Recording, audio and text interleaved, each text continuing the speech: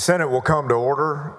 Please rise in the gallery for the invocation to be delivered by Pastor Mark Canada of Parkway Baptist Church in Pflugerville, Texas.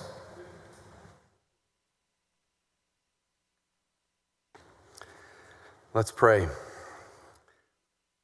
Heavenly Father, we come before you today in humility and gratitude, seeking your wisdom and guidance for this gathering. Please strengthen these leaders to act justly, love mercy, and walk humbly with you. Grant them wisdom to lead with integrity, discernment, grace, and truth. Let their deliberations be marked by fairness, compassion, and a desire to serve the common good. Help them to seek unity where there is division, clarity where there is uncertainty, and courage where difficult decisions must be made. We pray for peace in this chamber, that words spoken and actions taken would reflect your heart and character. May each leader here be strengthened to serve selflessly, knowing that true greatness comes through sacrificial, humble service. Bless this Senate, O Lord. Bless the great state of Texas. And may all that is done today be for the good of the people and to your glory. And it's in Jesus' name I pray. Amen. Thank you, Pastor Canada.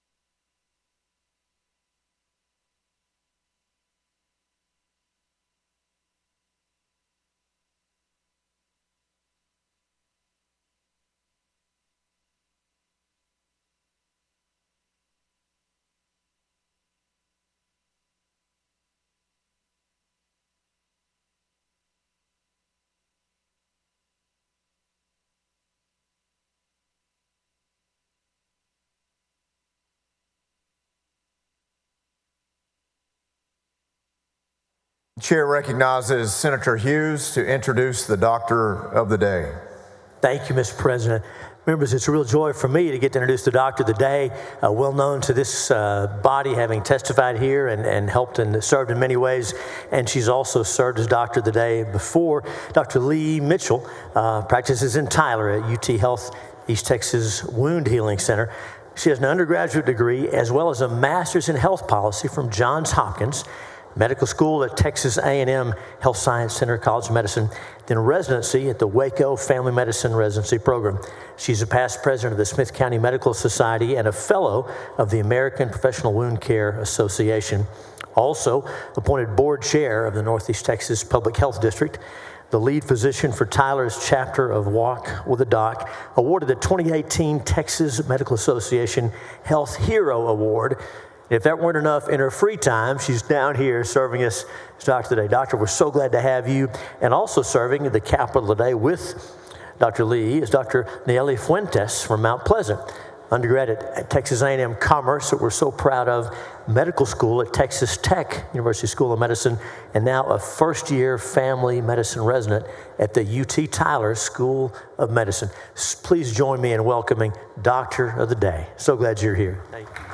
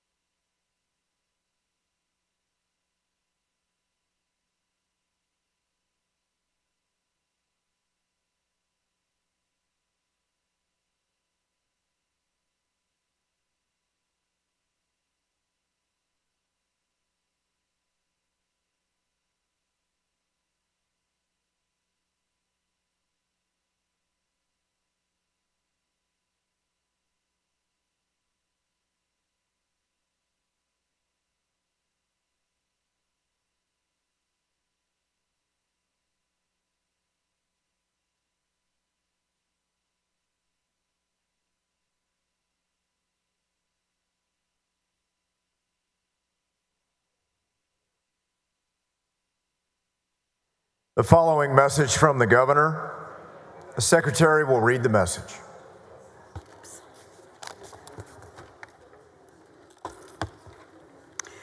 To the Senate of the 89th Legislature, regular session, I ask the advice, consent, and confirmation of the Senate with respect to the following appointments. To be members of the Texas Military Preparedness Commission: Michael L. Mike Boyd, Cristobal; Gary W. Bradford, Corpus Christi; Todd M. Fox, Belton. To be members of the University of Texas System Board of Regents: Christina Melton Crane, Dallas; Jody Lee Giles, Houston; Kelsey L. Warren, Dallas. To be a member of the Texas Farm and Ranch Lands Conservation Council: Andrew C. Polk, Lufkin. Respectfully submitted, Greg Abbott, Governor of Texas, to nominations.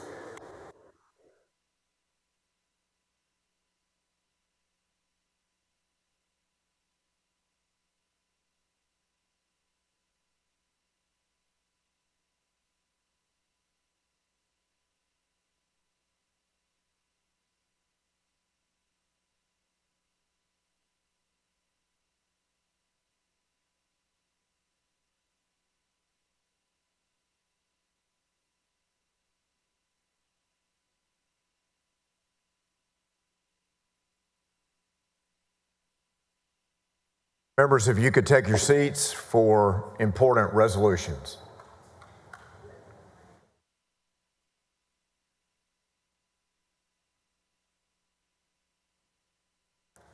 Members, we have a memorial resolution.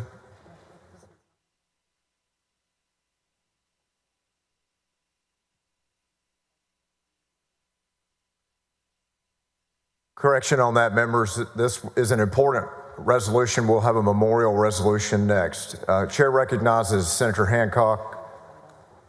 Thank you, Mr. President. Members, just a reminder that this last Saturday that just passed, March 29th, marked the 52 years since the U.S. troops withdrew from Vietnam in 1973.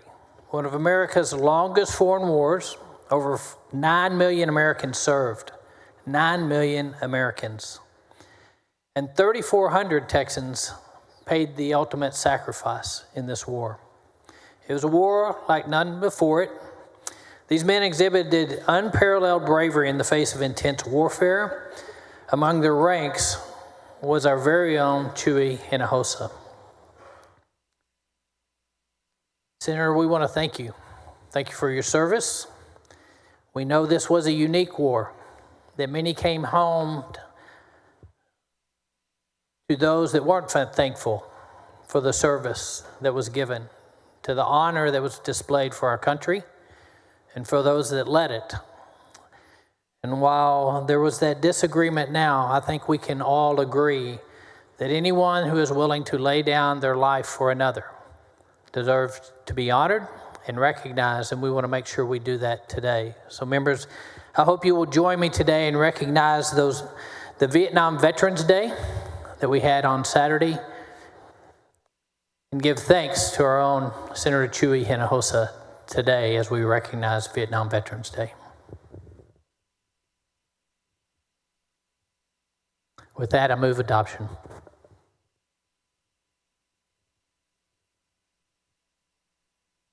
Chair recognizes Senator Hinojosa of Hidalgo on the resolution. Thank you, Mr. President, and thank you, Senator Hancock, for bringing this resolution forth to remember our Vietnam veterans, and thank you for your kind words. But I cannot help but remember that we lost over 60,000 American soldiers, men and women, in Vietnam. The longest war we ever fought. And quite frankly, it was a controversial war. For me, it's a very personal matter because I lost 3 of my high school classmates in Vietnam. Classmates I played football with, classmates I played basketball with, classmates that I knew and went to from elementary school on up that I knew very closely. And for us, what really matters is that when there was a call, and I volunteered, I was not drafted, but you know, at that time we had the draft. And we had thousands of men and women, especially men. Women were not drafted at that time, but women volunteered to go to Vietnam. And the reason it's so important for us to remember our veterans, because wars, unfortunately, have never ended. Every day we have soldiers throughout the world protecting our country, protecting our freedom, making sure that we continue to enjoy a way of life. I remind people many times that Vietnam was a very controversial war. So controversial that when we came back, many times we had to not say that we were Vietnam veterans because there was so much hostility to Vietnam war, veterans. And we didn't ask why, but when our country called for us to answer the call, answer to our country and our duty and honor, we did. And if anything we've learned by that war is that we have to appreciate our veterans who sacrificed their lives and paid the ultimate price. But also those that came back. Many of them came back with PTSD. Many became hopeless. Many came addicted to drugs. Because at that time, we didn't have the type of support services we now have with the Veterans Commission and the VA at the federal level. But I remind people that throughout the history of our country, there have been men and women who have volunteered, men who have been drafted to fight for a country and they did not go hide. They were not draft dodgers. They went and fought. Today, if you look around the world and go back throughout history, there's always been evil nations, evil countries, evil people. They want to destroy our country, want to destroy our nation, want to destroy our way of life. So for us, we need to be prepared, always. Be prepared. And the men and women who have served, not only in Vietnam, but in all the wars that we have had throughout our country's history, we thank them. Thank them for the sacrifice, thank them for their families, and thank them for the service to our country. And with that, I just want to thank you. Vietnam days are very important, just like Memorial Day, Veterans Day, because at the end of the day, we wouldn't be here having this type of conversation. We wouldn't be here having debates and disagreeing with each other, but be debating if it wasn't for the men and women who have fought for our country and will continue to do so. And for me, just thank you, Senator Hancock. Thank you, Mr. President. Chair recognizes Senator Birdwell on the resolution. Thank you, Mr. President. Members, thank you, Senator Hancock, for bringing the resolution. Thank you, Mr. Chairman, Mr. President, for having Senator Hinojosa go before me. I don't know if I pushed my button first, but I'm honored to follow you, Senator. Thank you for the resolution, Senator Hancock. I was a kid watching this war on TV. I'm sure like you were, and many of us, stepfather was a World War II vet, 60s, early 70s. We're watching the news coverage. It was our first nationally broadcast war on a day-to-day basis. One of the reasons it made it so unique and so difficult. There's two things I would want to express in expressing support for your resolution. Just tell you a quick story. I know I want to be quick, but respectful.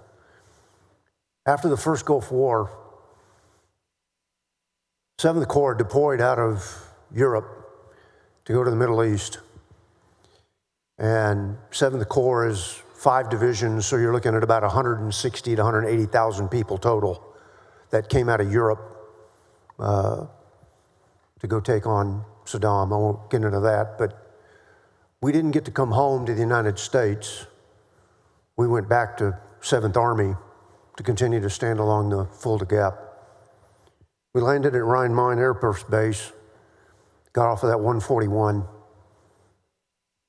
and there were Vietnam veterans that were living in Germany, that were married to local nationals and retired, or maybe they were civil service, but there was a Vietnam vet in a wheelchair and another Vietnam vet that was standing there, and both in relatively good health, other than, for what we could see in the wheelchair. And they were welcoming all of us home.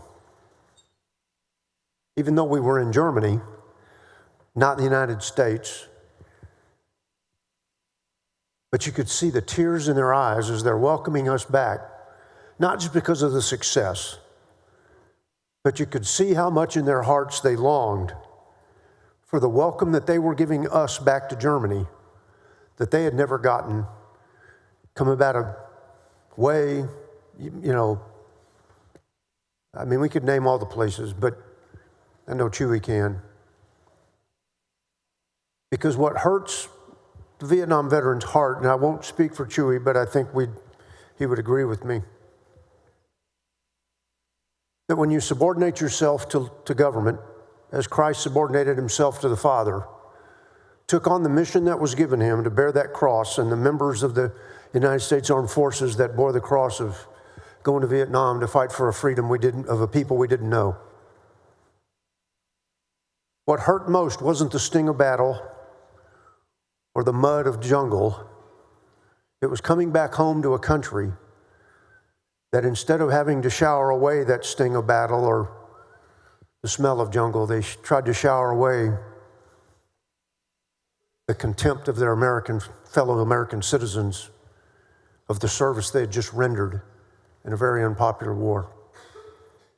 That's what hurts most Vietnam veterans' hearts, is that they'd paid, in some cases, the ultimate price, in other cases, very difficult price, physically, emotionally, mentally. And to not have that suffering and sacrifice recognized is the most hurtful thing to our Vietnam veterans. And that's why whenever we're in session, and while you're chair of Veterans Affairs, we'll do this every session to recognize all of those veterans that paid such a terrible price. I very much appreciate it.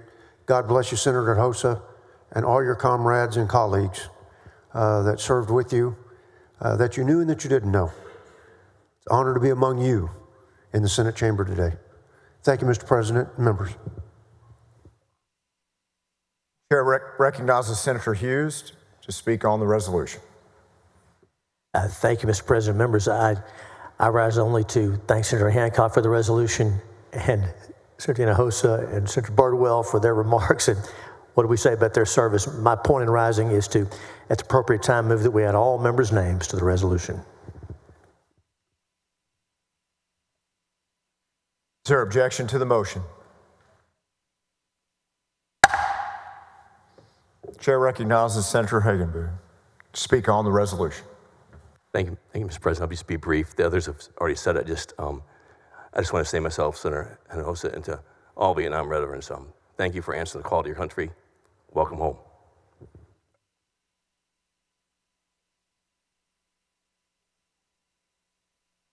Chair recognizes Senator Hancock to close on the resolution. Yes, thank you, members, and thank you, Senator Hughes, for adding all members' names, because unlike when you came home, Chewy, this entire floor supports our veterans.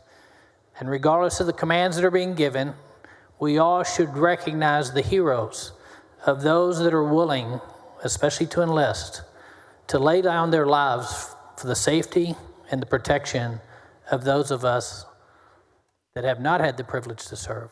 And so we thank you. With that, I move adoption. Would all those in favor of the resolution please rise? Resolution's adopted.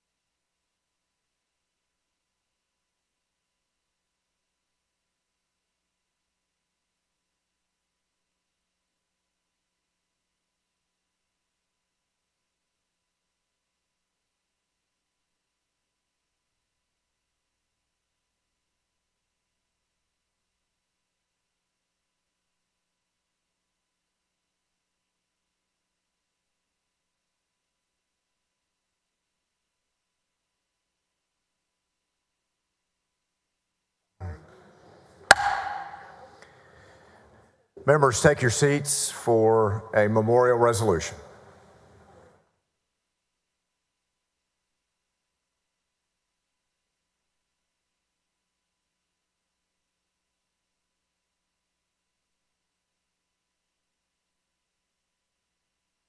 The chair lays out the following resolution. The secretary will read the resolution.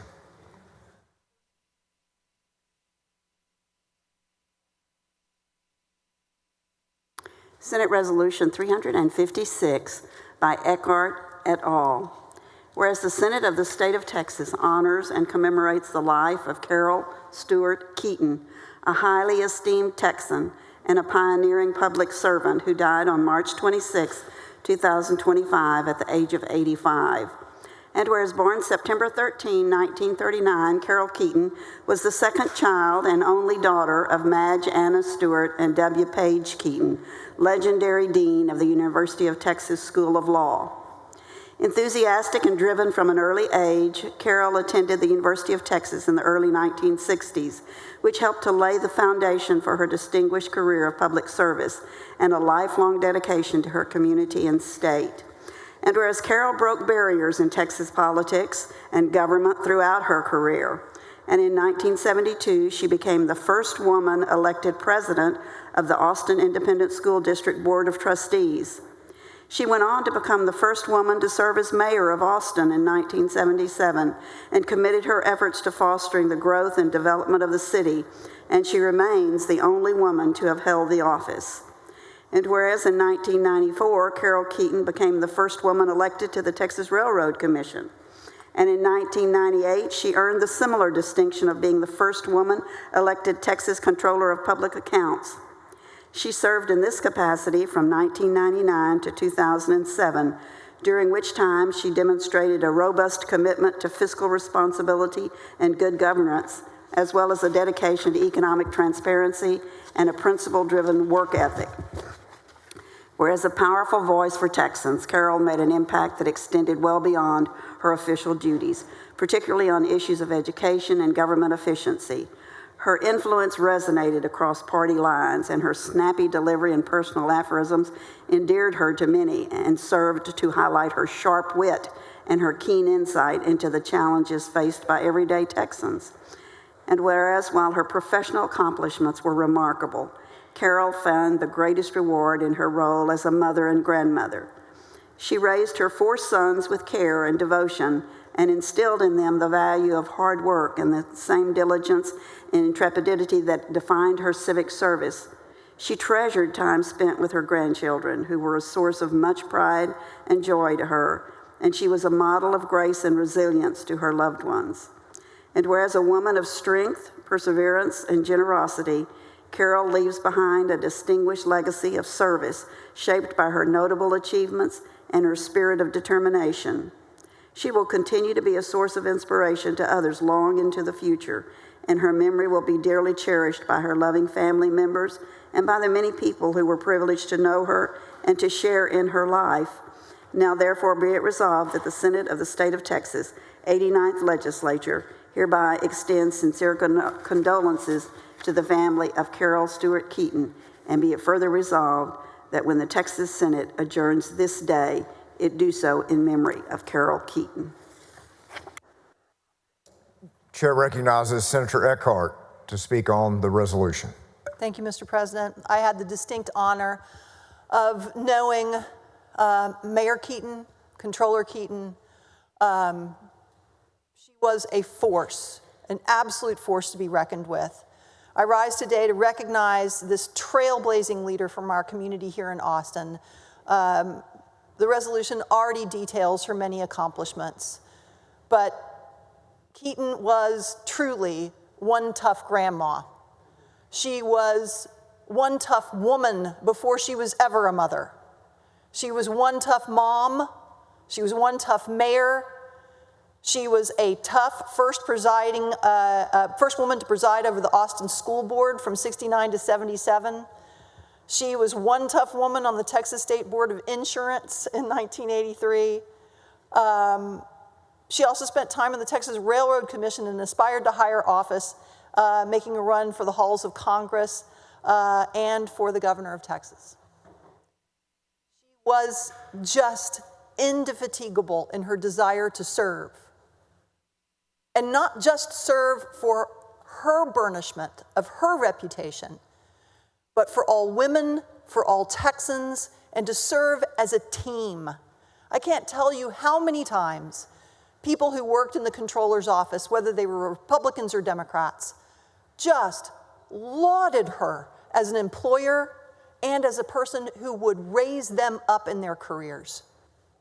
Regardless of where she lent her services, whether as a Democrat or a Republican or as an independent, because she had been all three.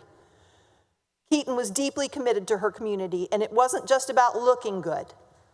It was about doing good. During her tenure as the Austin ISD Board of Trustees, she was an early advocate for the desegregation of every Austin school, ensuring equal access to educational attainment and achievement. And even after her time in public office, Keeton continued to advocate for the Austin community through her work with Austinites for Action, an organization which helped to pass a proposition improving access to health care in Travis County. The dedication she showed in her political career mirrored the dedication she showed to her children in her personal life. Keeton was a single mother of 4 sons while she did all of this. She wasn't always single, but she was often single, as she did all of these incredible jobs, dancing backwards in heels, raising 4 boys, but always led with her values. While she was first in many aspects of her career, her greatest personal priority was her family. She's survived by her 4 sons, Brad, Scott, Mark, and Dudley McClellan, as well as 9 grandchildren, blessing this one tough grandma. Thank you so much for recognizing her today. Chair recognizes Dean Zaffarini. Thank you, Mr. President. Mr. President and members, thank you for taking the time to honor this wonderful woman, Carol Keeton, and thank you, Senator Eckhart, for sponsoring this resolution, calling attention to her. She will be missed by so many. She is not only a person who will be known to be the first in many, many, many categories, some of which were listed today, but in many more, because she was indeed, as Senator Eckhart pointed out, a trailblazer. She was known for being so smart, she was known for being so knowledgeable, but she was also known for being so kind and so funny. She was hilarious. In fact, I remember in 2003, when she was elected a distinguished alumna of the University of Texas at Austin, she acknowledged that she was known for talking so quickly. Nobody could talk faster than Carol Keeton, nobody. And she said her favorite childhood memories were of her mother allowing her to lick the beaters while the mixmaster was still on. She loved telling stories like that about herself. Governor Rick Perry at the time roasted her, and he said she was known as one tough grandma, but she was really one tough monogram. And he teased her in so many ways. And she was loved so much across party lines because of her kindness, because she reached out to people. Here she is being honored. She, a Republican, being honored by 2 Democratic women. So you know that she worked across party lines. And she always remembered that she began as a school board president and as the mayor of the city of Austin, and loved to quote a mayor from Canada who said, "Whatever women do, we must do twice as well as men to be thought half as good." But then she added, "Luckily, this is not difficult." Thank you, Mr. President and members, and thank you, Senator Eckhart.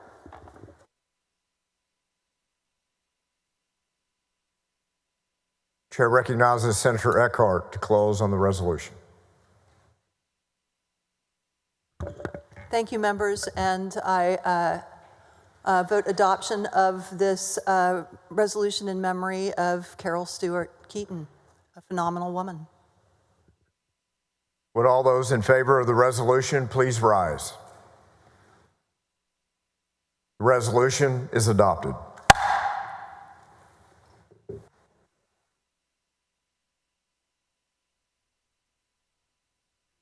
Dean Zaffarini. I move that all members' names be added to the resolution. Is there objection? Hearing none, motion's adopted.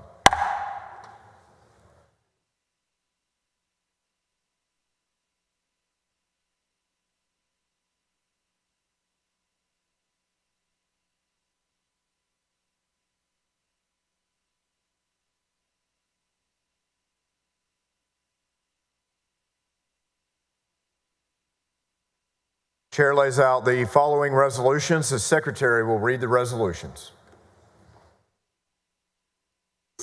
Senate Resolution 220 by Hinojosa of Nueces. Senate Resolution 221 by Hinojosa of Nueces. Senate Resolution 341 by Zaffarini and Schwartner. Senate Resolution 342 by Hinojosa of Nueces. Senate Resolution 343 by Hughes. Senate Resolution 344 by Hancock. Senate Resolution 347 by Paxton.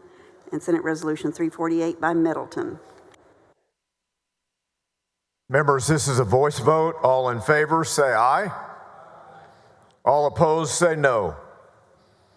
The ayes have it. Resolutions are adopted.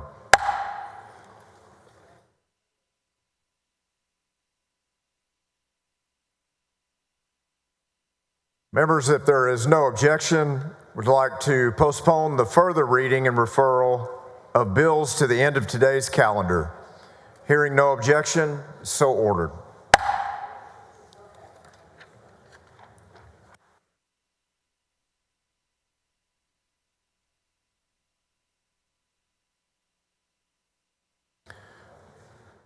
Members, we will soon begin our calendar for the day.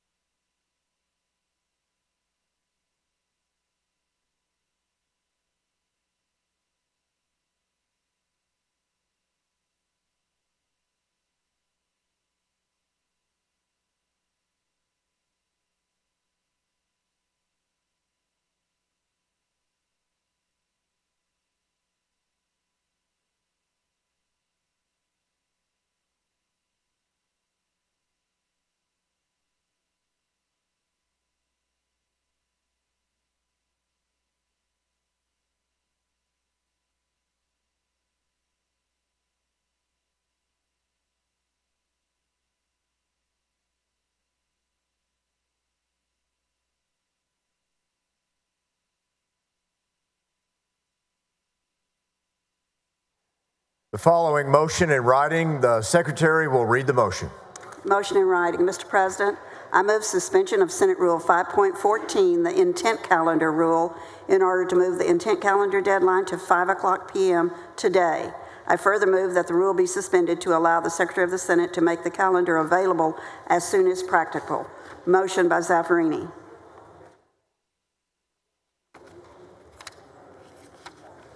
Is there objection to the motion? Hearing none, the motion is adopted.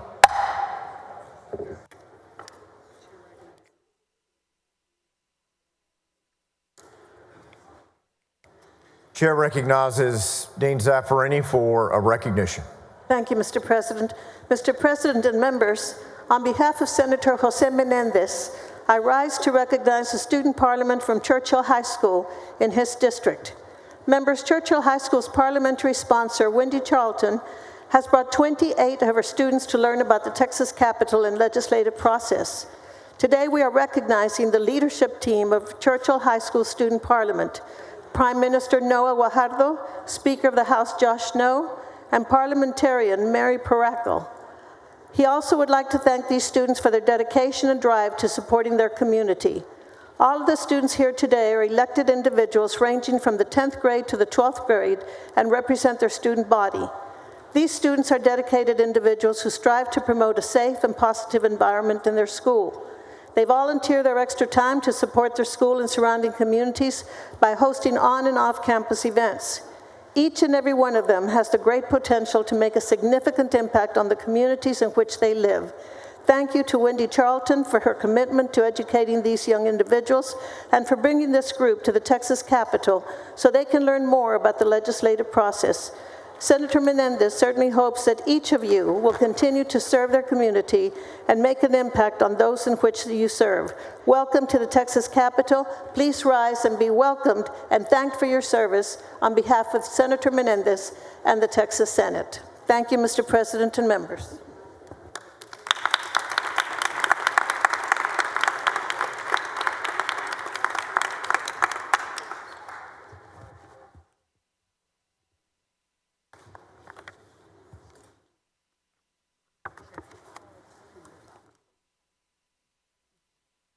Senator Hancock, you're recognized for a motion to suspend the regular order of business on Senate Bill 924. Yes, thank you, Mr. President. I move to suspend the regular order of business and take up and consider Senate Bill 924 at this time, relating to entities that provide cable services or video services. Members, the cable franchise fee is an annual fee charged by local governments to a private cable television company as compensation for occupying the right-of-way for its cable lines. Well, times have changed, and so this has changed a little bit. Telecommunications providers that installs these lines in a city's right-of-way pays this for the right-of-way, simply the right-of-way to come across and have that cable line provided. Many municipalities across the country are now suing satellite TV and video streaming providers to each pay a separate cable franchise fee. This means customers could pay 5% more on each of their video streaming bills, even though the video streaming does not require additional cable lines. As you know, technology now allows you to stream across a single line that is paying for this right-of-way fee, multiple applications that you can download to your TV. So with technology changes, what we're finding is municipalities are seeking to raise local revenues on the back of these providers and hiding the transparency of revenue. There's no opposition to local entities raising revenue, just not on the backs and hiding behind these providers that you may have streaming onto your TV. So Senate Bill 924 would add clarifying language to prohibit municipalities from charging the cable franchise fee to a satellite and streaming service that is using the lines already available that are paying the fees. And with that, I move suspension. Senator Hancock moves suspension of the regular order of business on Senate Bill 924. There is objection. The Secretary will call the roll. Alvarado, Betancourt, Birdwell, Blanco, Campbell, Cook, Creighton, Eckhart, Flores, Gutierrez, Hagenbu, Hall, Hancock, Hinojosa, Nueces. There being 22 ayes and 8 nays, the rules are suspended. Chair lays out on second reading Senate Bill 924. The Secretary will read the caption. Senate Bill 924, relating to entities that provide cable services or video services. Senator Hancock, you're recognized for a motion. Thank you, Mr. President. I move passage to engrossment. Senator Hancock moves passage to engrossment. There is objection. The Secretary will call the roll.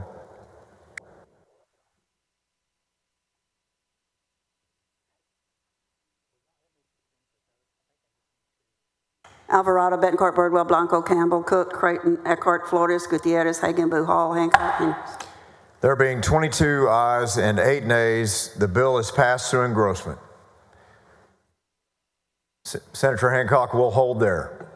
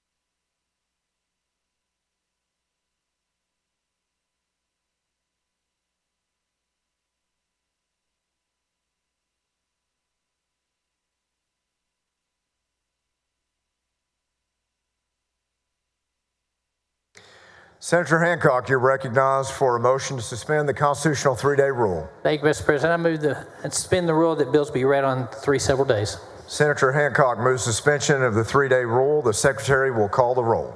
Alvarado, Betancourt, Birdwell, Blanco, Campbell, Cook, Creighton, Eckhart, Flores, Gutierrez, Hagenbu, Hall. There being 24 ayes and 6 nays, the rules are suspended. Chair lays out on third reading and final passage of Senate Bill 924. The Secretary will read the caption. Senate Bill 924, relating to entities that provide cable services or video services. Senator Hancock, you're recognized for a motion.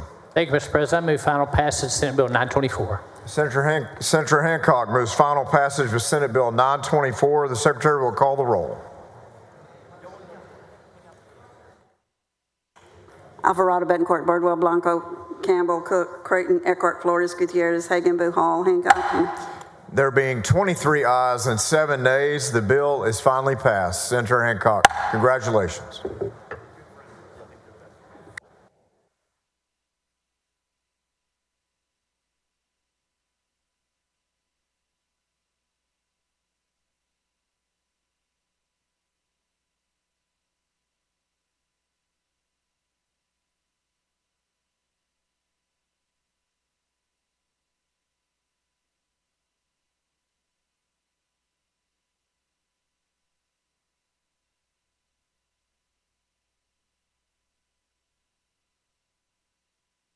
Senator Hinojosa, Adam.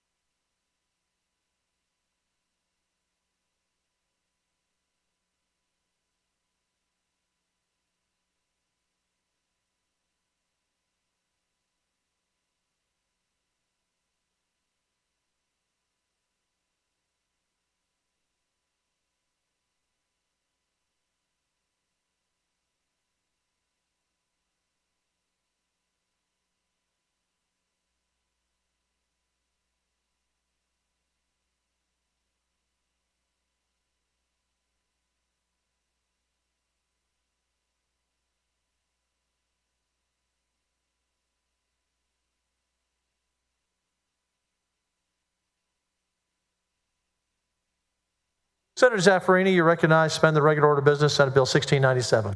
Thank you, Mr. President.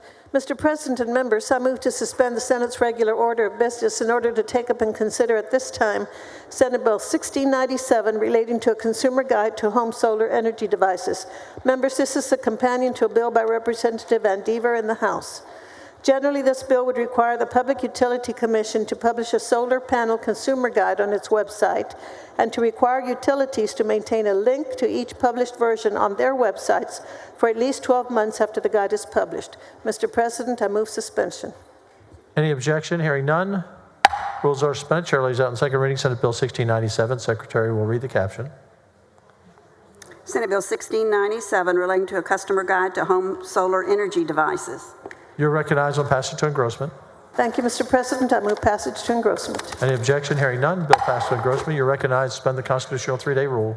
Thank you, Mr. President. I move to suspend the constitutional rule that bills be heard on 3 several days. Secretary will call the roll. Alvarado Betancourt. 29 ayes, 1 nay. The rule is suspended. Chair lays out in third reading and final passage. Senate Bill 1697. Secretary, read the caption. Senate Bill 1697 relating to a customer guide to home solar energy devices. You're recognized on final passage. Thank you, Mr. President. I move final passage. Secretary will call the roll. Alvarado Betancourt Birdwell. 29 ayes, 1 nay. The bill is finally passed. You know, Senator, you find a way to select bills that just come through here where everything's quiet. That's how you get to 100 every session. Yes. It's I think you working look hard. for all of those bills. They're just going to glide on through. Working hard, Mr. President. Working that's hard. all.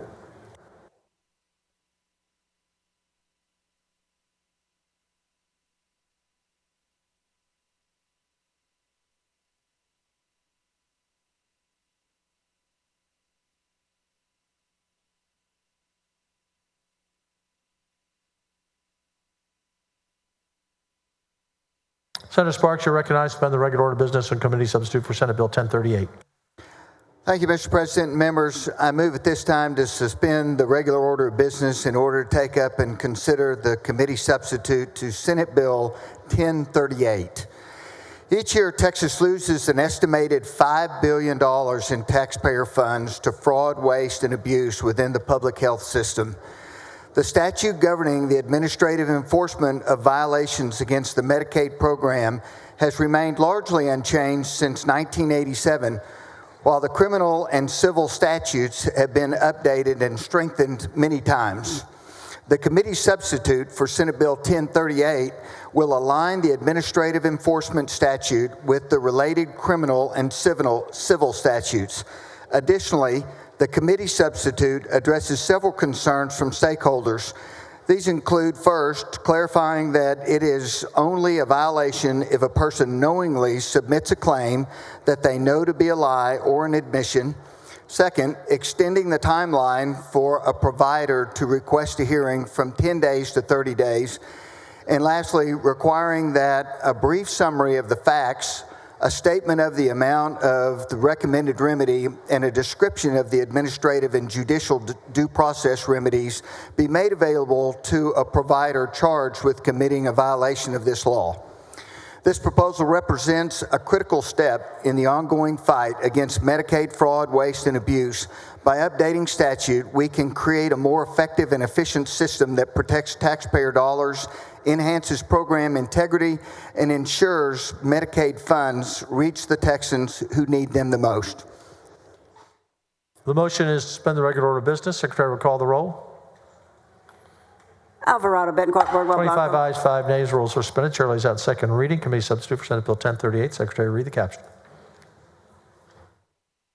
Committee substitute, Senate Bill 1038, relating to administrative remedies for certain fraud and abuse violations under Medicaid. You recognize passage to engrossment. Thank you, Mr. President. I move passage to engrossment.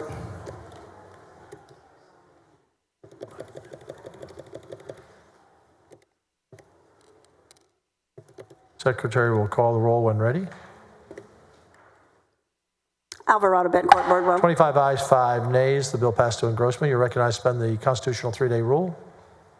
Thank you, Mr. President. Mr. President, so moved.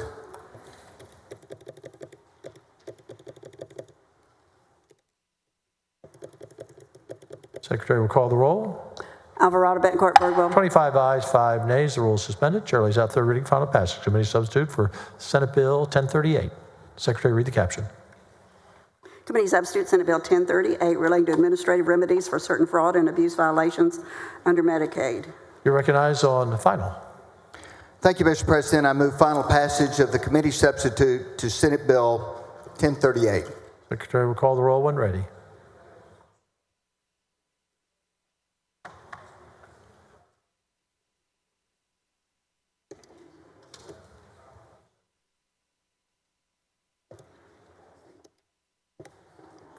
Alvarado, Bettencourt, Boardwell, Blanco. 25 ayes, 5 nays. Bill's finally passed. Thank you. Thank you, Mr. President. Much easier Thank than you, last members. session, right?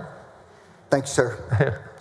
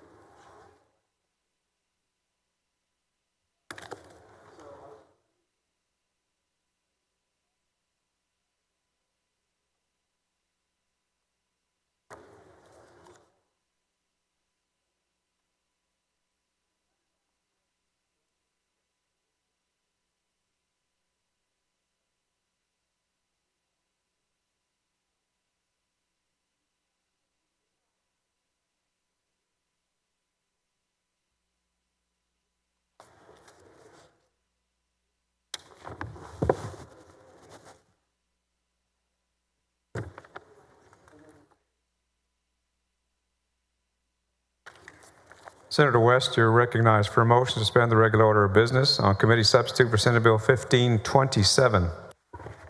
Thank you very much, Mr. President and members. At this time, I move to suspend the regular order of business, take up and consider Senate Bill 1527. Members, Senate Bill 1527 is the City of Dallas Police and Fire Pension Fund bill. You know, before 2017, the statute governing the pension fund allowed unsustainable benefits to be approved by the pension board.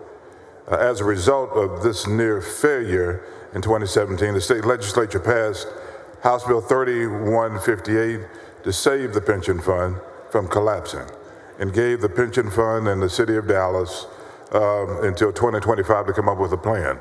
The plan basically said that if the only way that there would be a cost of living adjustment is that the fund was 70% sound. Well, members, in 2025, the fund, instead of becoming sound, is becoming more on the crux of collapsing. 32% funding sustainability at this point. As a result of that, the City of Dallas and its taxpayers contributed a significant amount to the plan to finance the benefits of this fund. Dallas City Council is committed to public safety and to fully funding the pension fund within 30 years as required by law, and demonstrated its commitment to the fund when it passed the Restoration Act back in September of 2024. Over the next 30 years, the city of Dallas will be putting in about $11 billion in order to make certain that this particular fund becomes sound. Move suspension of the regular order of business. Senator Scrivener, for what purpose? To ask questions of the author. Senator West, do you yield? Absolutely. Ready for. Thank you. Senator, I apologize. First, I want to applaud you for your work you've done regarding the Dallas Police and Firefighters pension back in 2017, which kept it, and I remember those discussions as was discussed on the Senate Finance dais, and they were contentious and heated, and unfortunately there continues to be problems with that pension. Can you please explain exactly how much money the citizens of the city of Dallas will be putting towards stabilizing the pension fund for the police and firefighters of Dallas under your bill? What the city has done over these last few years is sit down with the pension fund, with the members of the city administration, and come up with a plan. They'll be putting together like $3.2 billion. Right now, DFC has a $3.2 billion unfunded liability. And what's going to happen is that the city is going to be putting up about $10 billion over the next few years in order to make certain it becomes actuarially sound. $10 billion, or I thought it was 600 million. I'm sorry, you're right, it's $600 million. 600 million for a $3.2 billion deficit. A $3.5 billion over 30 years, and it's requiring about $11 billion in contributions over 30 years based on their new model that was put together. But the extra amount that the city of Dallas is putting in is $600 million on top of their normal contribution. This is an accelerated contribution, essentially. That's what the city decided, yes. Right, to make sure that they stabilize the pension. Now, can you please explain if there's any additional contribution by the current police or firefighters, or any shared sacrifice on the part of the actual pensioners that are receiving the pension? What I would explain to you is this, is that the city, working with its city leadership, has decided to structure a plan that will put additional monies in from the city, and then a stepped-up plan to make certain that some of the retirees get extra dollars. Okay, but again, going back to I'd answer your question now. The pensioners that are receiving money from the pension currently are the current police or firefighters that are paying into it through a salary deduction. Will either one of those two groups have an increased contribution, a shared sacrifice to help stabilize the pension? Not at this time. Not at this time, okay. Again, I feel for where you are, Senator. You represent a large urban city, and you obviously need qualified and experienced firefighters and policemen. And I think it is difficult. Would you agree with me that it's difficult for city councils to not vote for a bailout of the pension for city firemen and city policemen? I think it's difficult to come up with a strategy to address this issue that doesn't put the state of Texas on the hook. Right. I think it's real important that these types of problems be solved at a local level. And let me finish. Let me answer the question. And so I think decisions concerning those, as attested by the vote that we got out of the Finance Committee, should be left to local cities. You're heading exactly where I was about to go. And members, I think you should hear this, because this has to do with a large pension in the state of Texas that is a municipal pension. Do you have a little order, please? This is a large municipal pension of city firemen and city policemen. And the city is going to be put on the hook for this to the tune of $600 million that is going to be paid for, as you said, Senator, by the people of Dallas over many years by increased, either less services in certain areas or potentially a raised enhanced tax rate.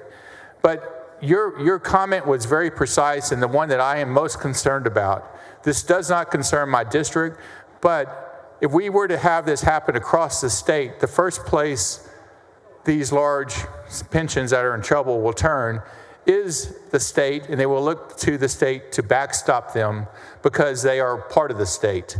Right now, the backstop is the city, but longer term and even in a larger perspective, I am concerned that the state will be on the hook for large pensions that are not being properly managed, as you and I both would say that the current pension in Dallas is not being properly managed. Would you agree with that? Would you say that we're going to be on the hook? I'm reminded of what Senator Huffman did with the Houston Pension Fund and made certain that the decisions to make certain that fund becomes actuarially sound was handled there in Houston. And by the way, the city's plan will increase the city's contribution by over $3.5 billion over 30 years, requiring some $10.9 billion in contributions from the city over those 30 years based on the new plan that's been put in place, rather than $7.4 billion over 30 years. If they make their investment returns as projected, that's... Right, and that's exactly right. And I stood on the Senate floor in meetings with the city, the police, and everyone else, and said that I recommended a change in administration. We changed the governance. I recommended a change in administration. I understand that they fired the administrators and then turned right back around and hired them back. And some of the same assets that was a drag on the pension fund still are in the pension fund. Now from there, you remember in front of the committee, we had the chair of the board and the administrators, and they said they didn't want to just have a fire sale. And that's why we're still in the situation we are in right now. I heard your strong leadership on it on the dais in finance, and I remember actually the issues in your leadership back in 2017. And that's why today I'm going to respectfully be voting no, because my concerns are greater than just this being a local issue. I think it has broader, longer-term concern regarding the state having to backstop municipal pensions that are very lucrative and very generous to the pensioners, and that when they get in trouble, they come first to the state to try to extract more from the city, and if that doesn't work, they look to the state to backstop them in totality. And I am concerned that we need to make a very clear, and I think there's a bill that constitutionally mandates that the state cannot step in. I think Senator Huffman has authored that constitutional amendment, and I hope you're going to be voting for that. I think you are, as I am. And I am concerned about the long-term viability of all pensions, municipal as well as state pensions, in the sense of overpromising and having taxpayers on the hook for those promises, not dissimilar to Social Security on the national level. I understand. All right. Thank you, Senator. Senator West moves suspension of the regular order of business on Committee Substitute 1527. There is objection. The Secretary will call the roll. Alvarado, Betancourt, Birdwell, Blanco, Campbell, Cook, Creighton. 26 ayes and 4 nays. The rules are suspended. The chair lays out on second reading Committee Substitute for Senate Bill 1527. The Secretary will read the caption.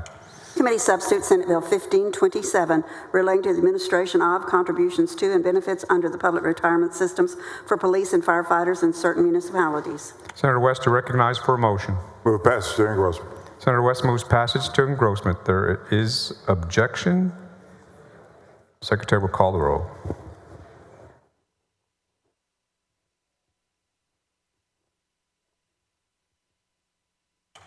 Alvarado, Betancourt, Birdwell, Blanco, Campbell, Cook, Creighton. 26 ayes, 4 nays. The bill is passed to engrossment. Senator West, you recognize for a motion to suspend the constitutional 3-day rule. Move passage of the 3-day rule. Suspension of the 3-day rule. Senator West moves suspension of the 3-day rule. Secretary will call the roll.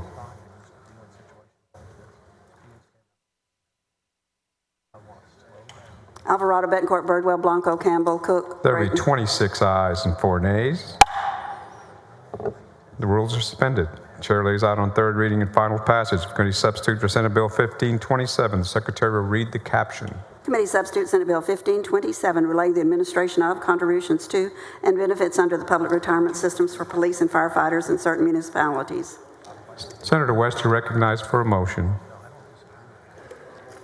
I move final passage of Committee Substitute Senate Bill 1527. Senator West moves final passage of committee substitute Senate Bill 1527. The secretary will call the roll. Alvarado, Betancourt, Birdwell, Blanco, Campbell, Cook, Craig. 26 ayes, 4 nays. The bill is finally passed. Congratulations, Senator West.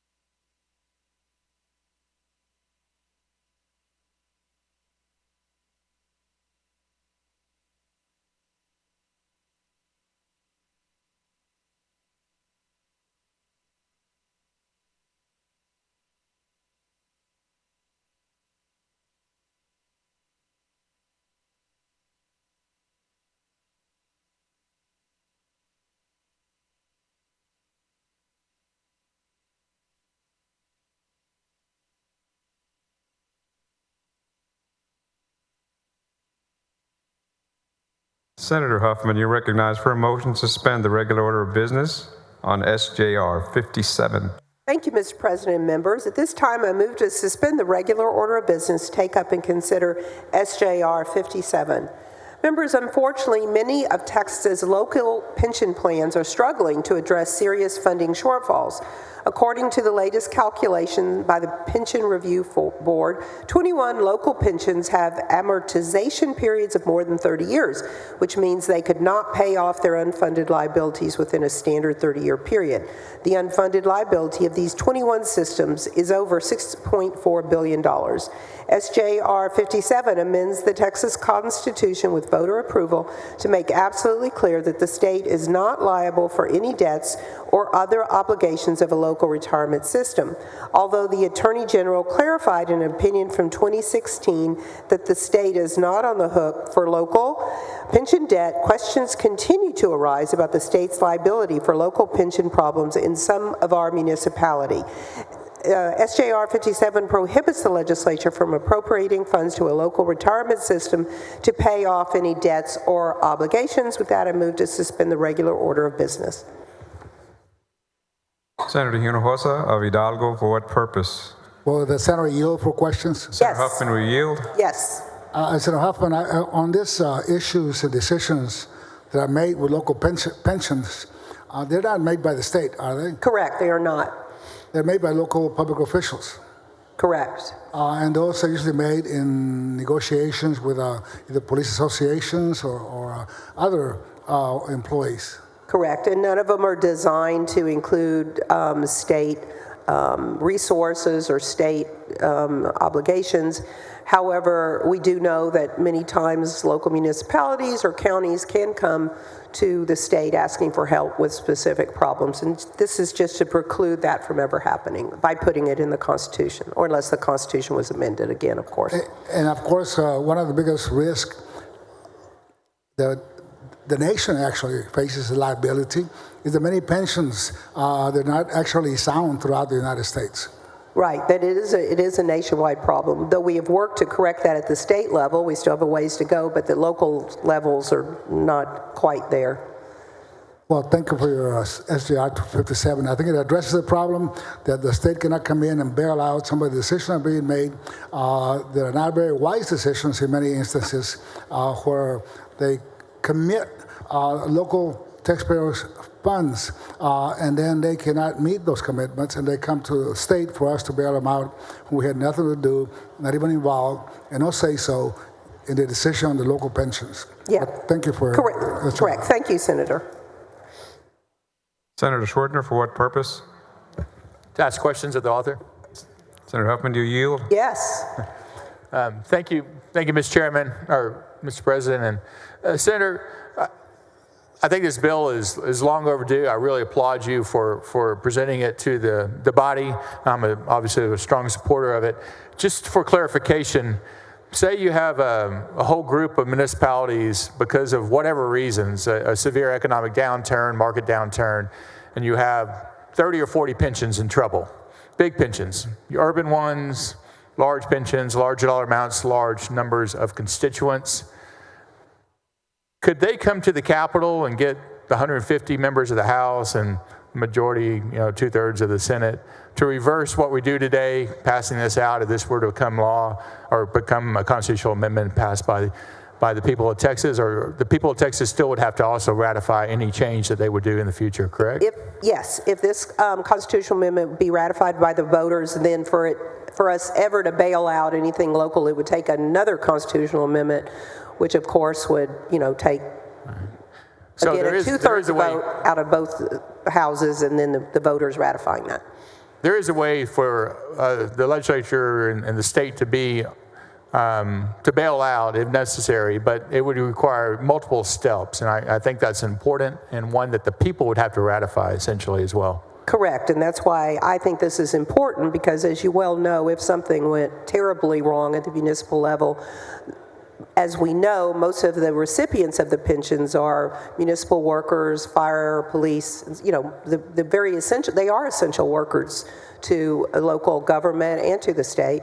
And so there's always this plea that these are the individuals who, provide essential services to our citizens, which is why we have the pensions. But again, they're local decisions at local levels. They have made their decisions about how they want to allocate their local resources, and they're going to have to figure a way to bail themselves out if this passes. And my last question, don't you think those local decision makers would hopefully be more prudent in the design of their pensions based upon this piece of legislation if it became part of our Constitution? That is the message I'm hoping that it will give, that they will ultimately always be responsible, because as we know, there are, some of the local pensions are not in very good shape. Right. Thank you very much. Thank you. Senator Huffman moves suspension of the regular order of business on SJR 57. Is there objection? Hearing none, rules are suspended.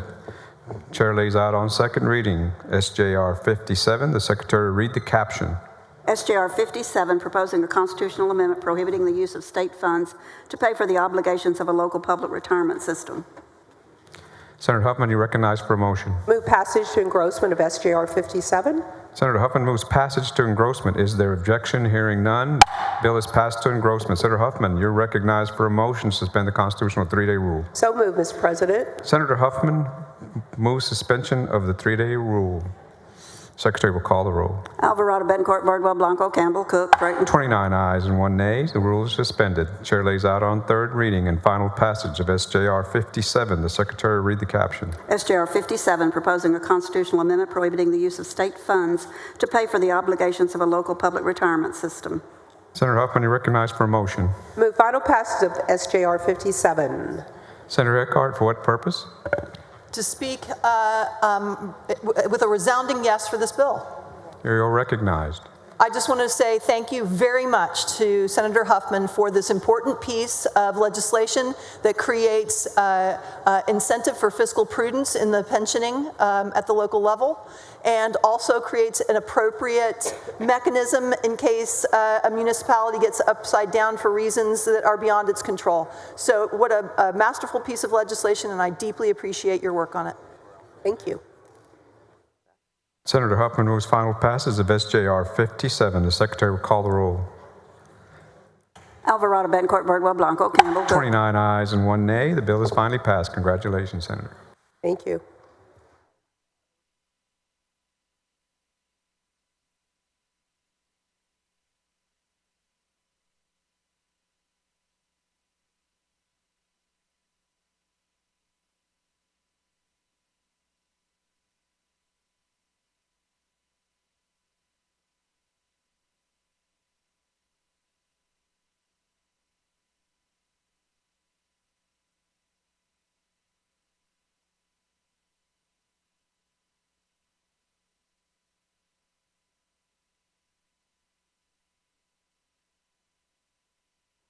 Senator Betancourt, you're recognized for a motion to suspend the regular order of business on Senate Bill 1024. Thank you, Mr. President and members. In some bond elections, Texas voters reject bond propositions placed on the ballot by their local governments, following all rules and procedures. Unfortunately, we've had a situation in more than one city where elected officials do not follow the will of voters and have tried to use alternative financing methods to fund projects rejected by the voters.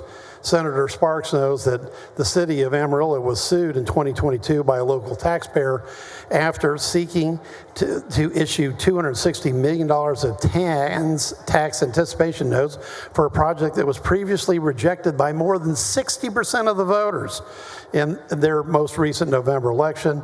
That plan was thwarted, but however, we need something in law, and Senate Bill 1024 puts protection of the will of voters by prohibiting a taxing entity from using certificates of obligations and TANs to finance voter projects within a 5-year bond, 5 years of a bond proposition rejection. They can bring it back to the voters and vote yes, but this will stop them from using alternative methods. I'll take a friendly amendment from Senator Sparks to limit the TAN size to 5% of the total obligations of the municipality. Move suspension of the regular order of business, take up and consider Senate Bill 1024. Senator Eckhart, for what purpose? To ask questions of the author. Senator Betancourt, do you yield? Absolutely. So, Senator Betancourt, let's say a local governmental authority is in desperate need of additional capacity for a courthouse. And they put it on bond because that's what you do. And the bond fails. And the bond fails, right. But then they're still in desperate need of the courthouse. And an enterprising county judge. And someone comes forward and says, Jim comes forward and says, I have a piece of property that if we can do a public-private partnership on it, we might be able to get a courthouse out of this. It's a great idea. Take it back to the voters and they would vote for it right away. Even though it's a materially different project, it serves the same goal, but it's a materially different project. Your bill would prevent that, correct? No, I mean, if it's the exact same courthouse bond proposition, yes, it would prevent it. If it's some new whatever Jim comes up with, I'm not sure who Jim is, but he's a very smart guy, then obviously that would be up to interpretation at that point in time. So we really struggle. I know that you are well aware that local governments struggle with timely providing the infrastructure for a growing community. Now that they can't do certificates of obligation and they are capped on their tax rate, and we have done a tremendous job up in this building frankly poisoning the well for bond elections. What mechanisms should, so you're basically saying that a local governmental entity can only bond for a project on the ballot? Well, what I'm saying is that this bill says respect the will of the voters. If the voters have rejected something, then don't try to use cobble together COs and TANs. And in this case of Amarillo, they ran it through a TERS. It gets really complicated from there. But clearly, if the voters have overwhelmingly rejected something, take it back to the voters as the first option and say, hey, we've improved the deal. Jim came up with a better idea, and here it is, and let the public vote on it. That's the first best solution.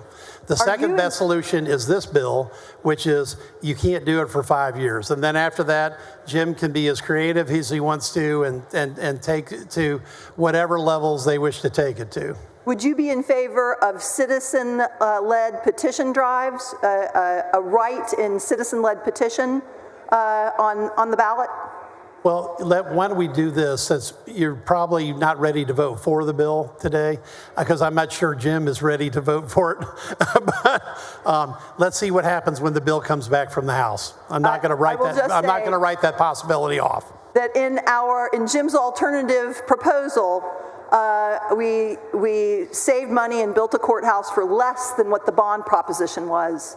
And that's why in a better location. And furthermore, we're able to lease the property that we formerly had on a 99-year ground lease, creating a revenue stream for the county that was dedicated to the building of the new courthouse. And that's why I believe, Madam Jim, no, that's right, that's right, that would have been approved by the voters. That's my personal opinion.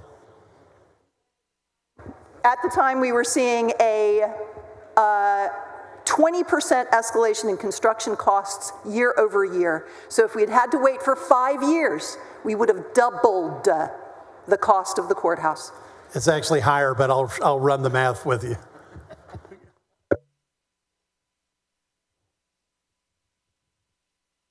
Senator Bettencourt moves suspension of the regular order of business on Senate Bill 1024. Secretary will call the roll. Alvarado, Bettencourt, Bardwell, Blanco, Campbell, Cook, Creighton. 22 ayes and 8 nays. The rules are suspended. Chair lays out on second reading Senate Bill 1024. The Secretary read the caption. Senate Bill 1024, relating the issuance of certain anticipation notes and certificates of obligation. Following amendment. Secretary read the amendment. Floor amendment number 1 by Sparks. Senator Sparks, you're recognized on the amendment. Thank you, Mr. President and members. This amendment ensures that local governments maintain a prudent debt-to-revenue ratio by capping the anticipation notes at 5% of the total outstanding bonded indebtedness. I believe this amendment is acceptable to the author. I want to thank Senator Bettencourt for his work on this issue. Senator Bettencourt, you're recognized on the amendment number 1. Amendment is acceptable to the author. The amendment is acceptable to the author. Is there objection? Hearing none, the amendment is adopted. Senator Bettencourt, you're recognized for a motion. Thank you, Mr. President. I move passage of Senate Bill 1024 to engrossment. Senator Bettencourt moves passage to engrossment. There is objection. Secretary will call the roll. Alvarado, Bettencourt, Bardwell, Blanco, Campbell, Cook, Creighton, Eckhart. 22 ayes and 8 nays. We'll pause there.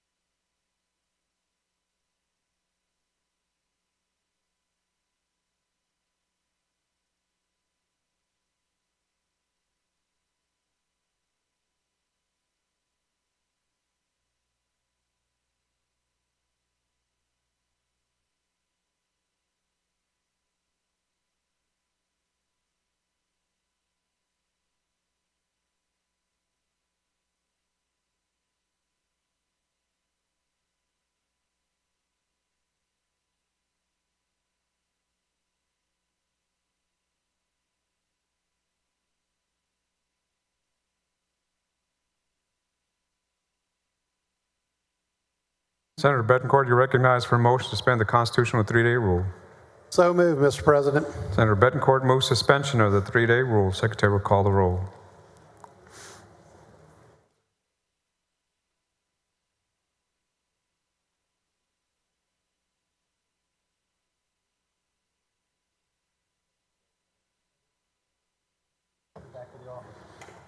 Alvarado, Bettencourt, Birdwell, Blanco, There'll Campbell. be 24 ayes and 6 nays.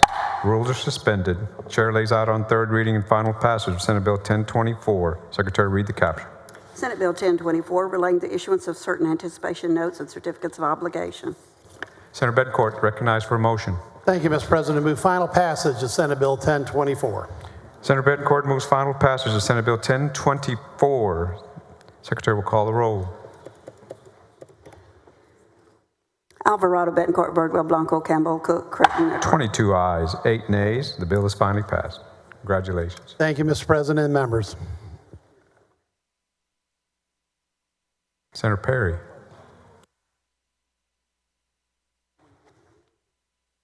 Senator Perry, you're recognized for a motion to suspend the regular order of business on Senate Bill 565.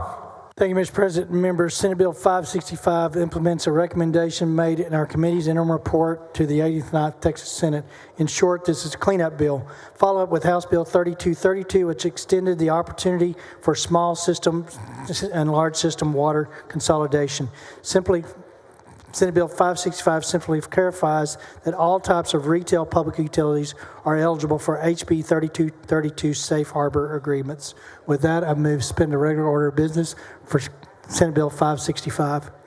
Senator Perry moves suspension of the regular order of business on Senate Bill 565. Is there objection? Hearing none, rules are suspended. The chair lays out on second reading Senate Bill 565. Secretary, read the caption.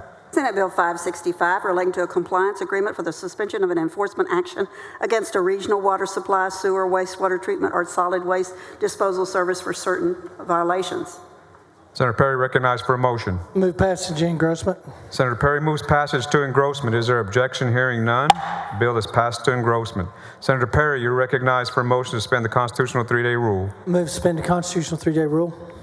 Senator Perry moves suspension of the 3-day rule. Secretary will call the roll. Alvarado, Bettencourt, Birdwell, Blanco, Campbell, Cook. 30 ayes, 0 nays. The rules are suspended. Chair lays out on third reading and final passage of Senate Bill 565. Secretary, read the caption. Senate Bill 565, relating to a compliance agreement for the suspension of an enforcement action against a regional water supply, sewer, wastewater treatment, or solid waste disposal service for certain violations. Senator Perry recognized for a motion. Move final passage Senate Bill 565. Senator Perry moves final passage of Senate Bill 565. Secretary will call the roll. Alvarado, Bettencourt, Birdwell, Blanco, Campbell, Cook. 30 ayes, 0 nays. The bill is finally passed. Congratulations.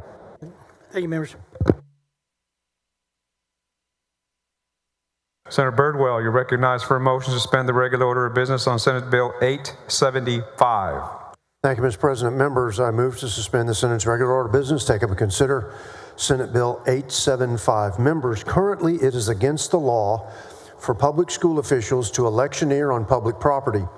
In 2024, the Attorney General brought suit against independent school districts for misusing public resources to advocate for certain political candidates. However, in statute, members, there are no penalties that are authorized. Therefore, there's no penalty mechanism present in state law.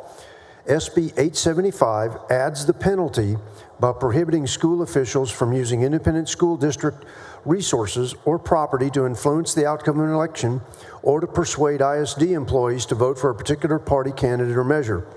To address this issue, the bill creates misdemeanor criminal offenses if a school board member, superintendent, or principal violate this bill or this law.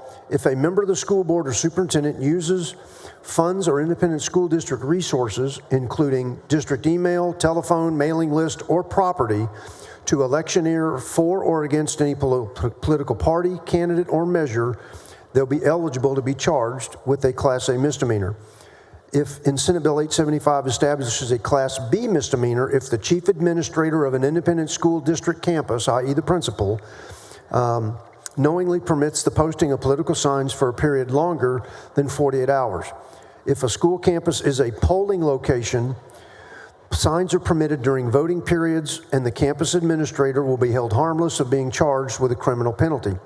Members, I will also offer a perfecting amendment that defines electioneering and ensures that it is not a violation of this statute for a school official to authorize the use of school facilities to host a candidate forum or a political convention.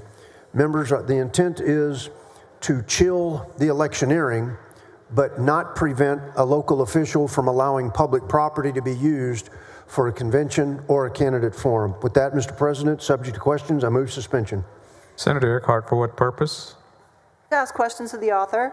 Senator Birdwell, do you yield? Yes, Mr. President, I yield. Senator Birdwell, polling locations are not just in schools. They're often in city halls, libraries, other locations that are controlled by a local governmental entity. Why did you choose just school personnel? Because that's a separate chapter of the code.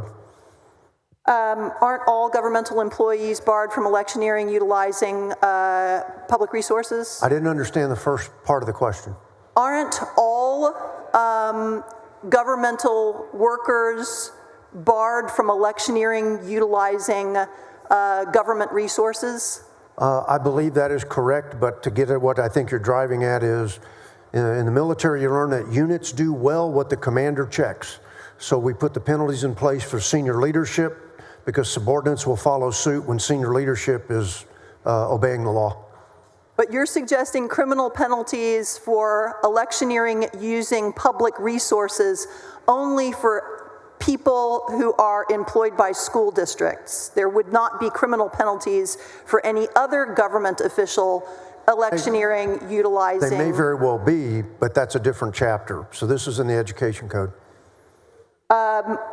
Isn't it already possible to bring a temporary restraining order against a school district or a school district employee for inappropriately using school resources for electioneering?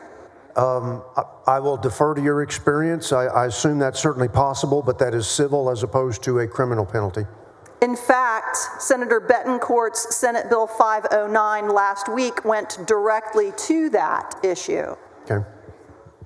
Are you aware that the Attorney General already has TROs against the Frisco Independent School District, the Denison Independent School District, the Huffman Independent School District, the Hutto Independent School District, the Aledo Independent School District, and the Castleberry Independent School District? So it would seem that the Attorney General is already on it from a civil standpoint. Right, but this places it in a criminal statute, which means that because they're misdemeanors, your county attorney would be the prosecuting official, not the district, not the attorney general. Attorney general can only do civil, not the criminal piece. And it's your intention in this bill is that civil TROs are not sufficient, and therefore you think a criminal penalty would be more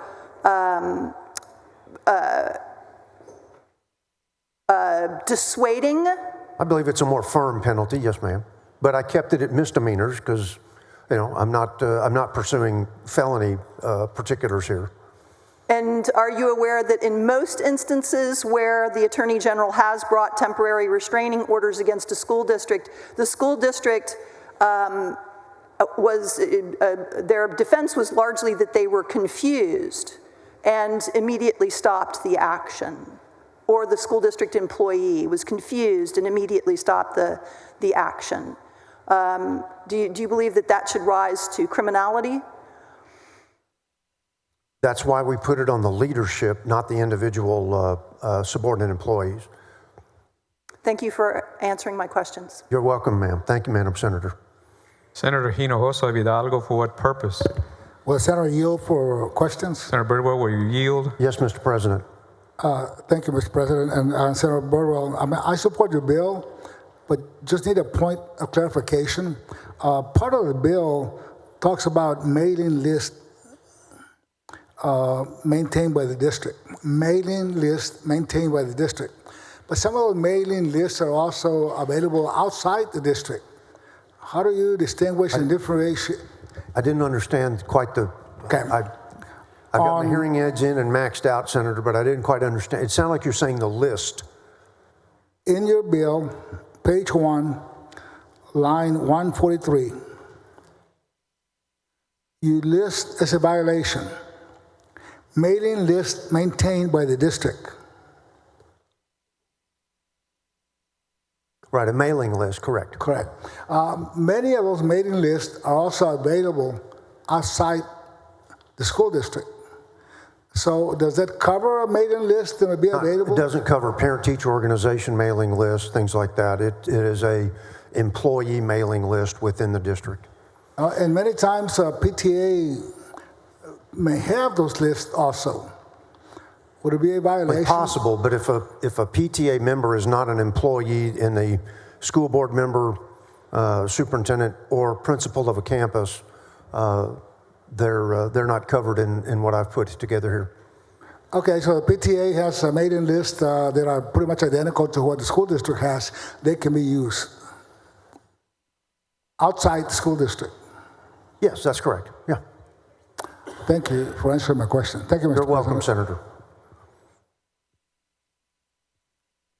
Senator Birdwell moves suspension of the regular order of business on Senate Bill 875. There is objection. The secretary will call the roll. Alvarado, Bettencourt, Birdwell, Blanco, Campbell, Cook, Creighton, Eckhart. 21 ayes, 9 nays. The rules are suspended. Chair lays out on second reading Senate Bill 875. The secretary will read the caption. Senate Bill 875, relating to prohibiting election activities committed by a member of the Board of Trustees or superintendent of an independent school district or on certain school district premises. There is an amendment. The secretary will read the amendment. Floor amendment number 1 by Birdwell.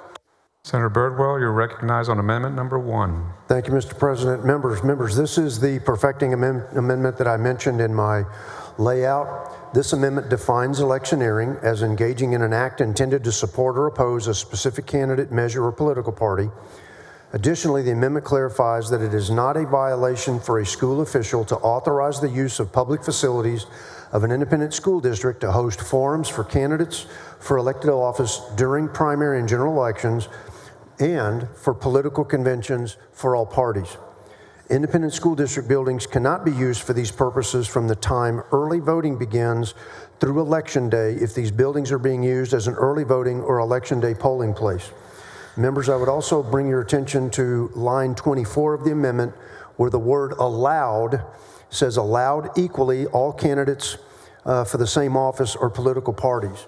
By using the word allowed instead of required, it meant that if, as an example, if in my home county the Republicans asked the local school district to use the high school auditorium, the previous version of this amendment, it would have required the school district to then go seek out the Democrats to make the same offer.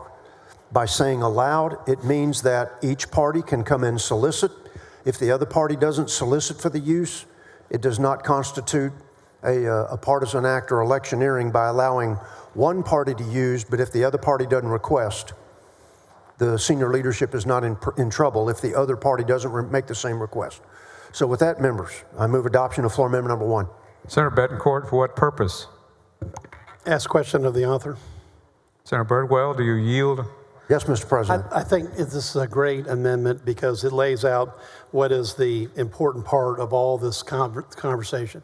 The 6 ISDs that Senator Eckhart listed that have trial restraining orders against them were egregious cases of electioneering.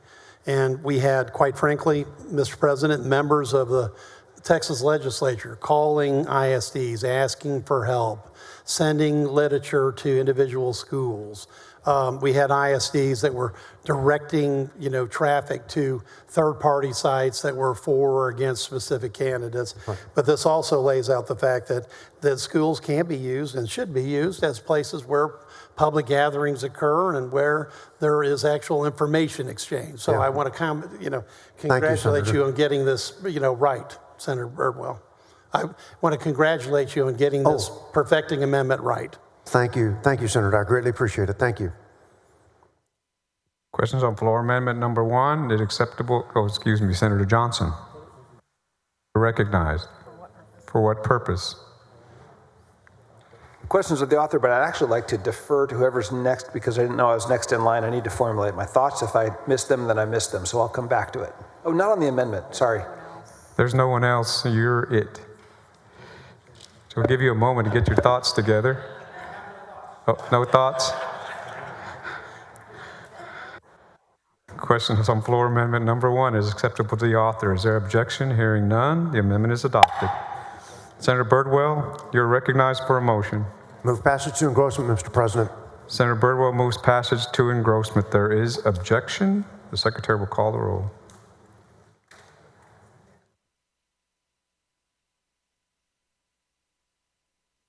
Alvarado, Betancourt, Birdwell, Blanco, Campbell, Cook, Creighton. 21 ayes, 9 nays. The bill is passed to engrossment and will hold there, Senator. Thank you, Mr. President and members.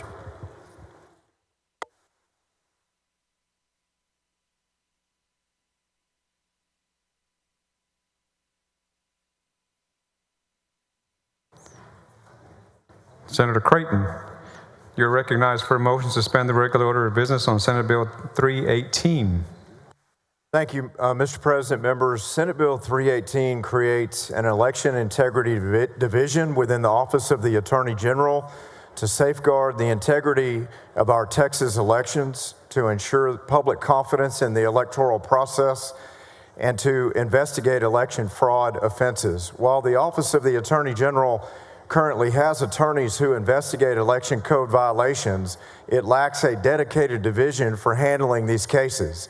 As a result, there is no guarantee that reports of election fraud will be investigated with priority.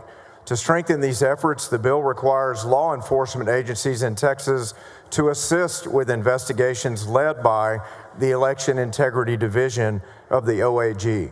This bill also allows the Election Integrity Division to issue administrative subpoenas to compel political subdivisions to provide information, documents, or witness testimony to assist in their investigative efforts. Regardless of who the elected Attorney General of the state of Texas is for the future, Mr. President and members, Texans always want to know that voter fraud will be investigated. Senate Bill 318 accomplishes that. We currently have an Attorney General in Texas that places election integrity as the highest priority, but not knowing what the priorities will be for future Attorneys General. I feel that it's more than appropriate to bring this bill forward to establish that priority set within a dedicated division. Mr. President, I move suspension of the regular order of business to take up and consider Senate Bill 318. Senator Gutierrez, for what purpose? Will the gentleman yield for a few questions? Will you yield, Senator Creighton? Yes, of course. Thank you, Senator Creighton. Senator Creighton, the powers of the Attorney General are indeed enumerated in the Constitution of the state of Texas, are they not? That's correct. In that document, it says that the Attorney General is the executive legal officer of the state of Texas? That's correct. And are you familiar with the case in Ex parte Stevens? Yes, this bill does not affect that case, but yes, I am familiar. And so it's true that the Court of Criminal Appeals has already ruled that the Attorney General cannot independently prosecute election cases without a request from a district or county attorney. That is true, correct? That's correct. This bill is not tied to prosecution, it's tied to investigation. So, in other words, you're saying that this is only, that we're going to use the vast resources of the state of Texas to get the detective investigative services of the Attorney General's office to go out and investigate. And then what? As they do now, yes. The investigative arm of the Attorney General's office, currently within the Criminal Investigative Division, already accomplishes exactly what we're talking about here. We're just establishing in code a separate election integrity division that will no longer be under that criminal division. In other words, currently there's 12 civil litigation divisions, 6 legal counsel, 1 child support, 6 criminal justice, and 12 administrative divisions in the Office of the Attorney General. This would simply just establish a election fraud division in and of itself, where they would not have to house it under the criminal division. I'm confused. And so they would never be able to prosecute because the law that is currently in place in the state of Texas doesn't allow them to prosecute. Am I correct? This bill doesn't have anything to do with prosecutions. It speaks only to investigative authority. So right now, if a local entity, a county or a city, or a political subdivision has a problem where they feel like there could have been election fraud, they refer that issue to the Secretary of State. The Secretary of State looks into that issue, and then if they feel merit tied to that particular complaint, they refer that issue to the Attorney General's office for investigative purposes. This legislation does not speak to prosecution. It is only related to the current investigative authority they already have. But under your hypothetical, that already exists. If a DA of Bexar County wants to investigate the elections in Bexar County, and they just are outmanned and outgunned and don't have the resources, they can call in the Attorney General under this law to help them investigate, can they not? That's correct. Under Election Code Section 31006, that's exactly how it works. And so if that's already the law, where Tarrant County can call down and say, hey, I need help, bring me some folks to help us with this criminal case, because that's the only way that can happen, then why do we need this bill if the law already allows for that? This bill just simply establishes a future priority set of allowing it to be its own division. So right now, those efforts are under the criminal division, and this would establish an election integrity office within the Office of the Attorney General, just as they have consumer protection, or they have child support, or many different other divisions at the agency. Well, we have a Texas Court of Criminal Appeals, which you agree with me that is our Supreme Court for criminal cases, correct? Correct? Correct, yeah. And that court says that attorney generals, the Attorney General cannot independently prosecute. You're saying this isn't about that, but you're establishing this other office for investigation, even though they can never, ever, ever, ever prosecute unless they're asked to come on in, right?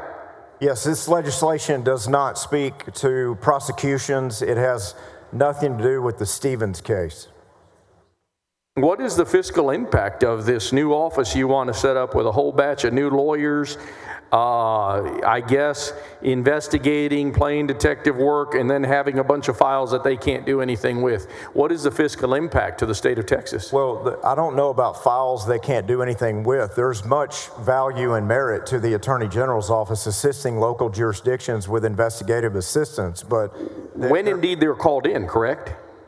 We already covered that. That's the way it works now, correct? So the fiscal note is zero, so they would use their current resources, their current attorneys.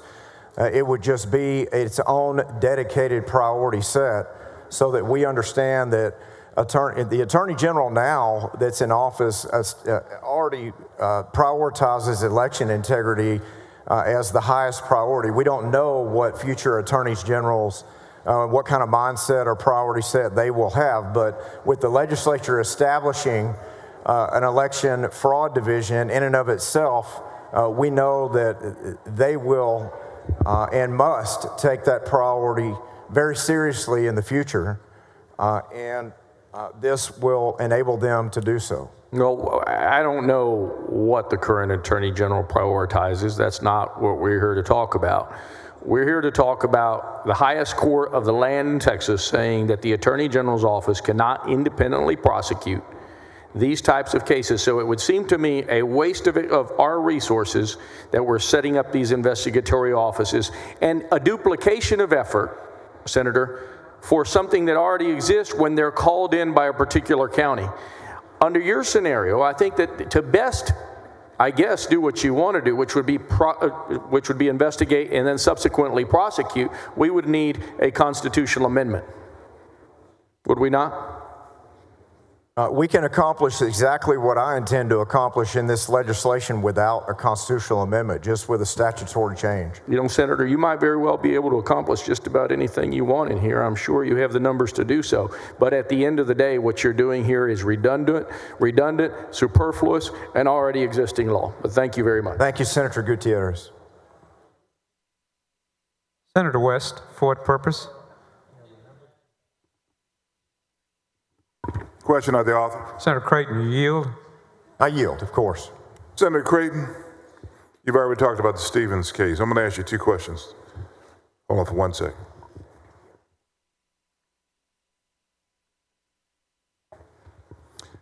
In this particular bill, your bill, you state that what the Attorney General should be doing should be in support of the appropriate county or district attorney. Is that correct? That's correct. And so in support means if a local prosecutor needs help as a condition to getting the support of the Attorney General's office, then they have to tell the Attorney General's office they need support before they start investigating. Is that correct? Or can the Attorney General just go out independently and start the investigation? Because you say, and in support. Well, I also mentioned exactly how the process works under that election code, section 31006. The process is that either members of the public or election officials at the local level, as you mentioned in your hypothetical, they can, if they observe fraud or irregularities in the elections process there locally with their local political jurisdiction, they report it to the Secretary of State, who screens the complaint. And then past that complaint screening, pursuant to the election code, that case would then be referred as with credible allegations to the OAG for investigative assistance. But your bill doesn't say that. Your bill says, let's make sure I read it right. Sometimes I read things wrong. I'm starting on line 29 and reading through 33. The Election Integrity Division shall, using available funds or any funds appropriated to the division, conjunctive, and in support of the appropriate county or district attorney, investigate reports.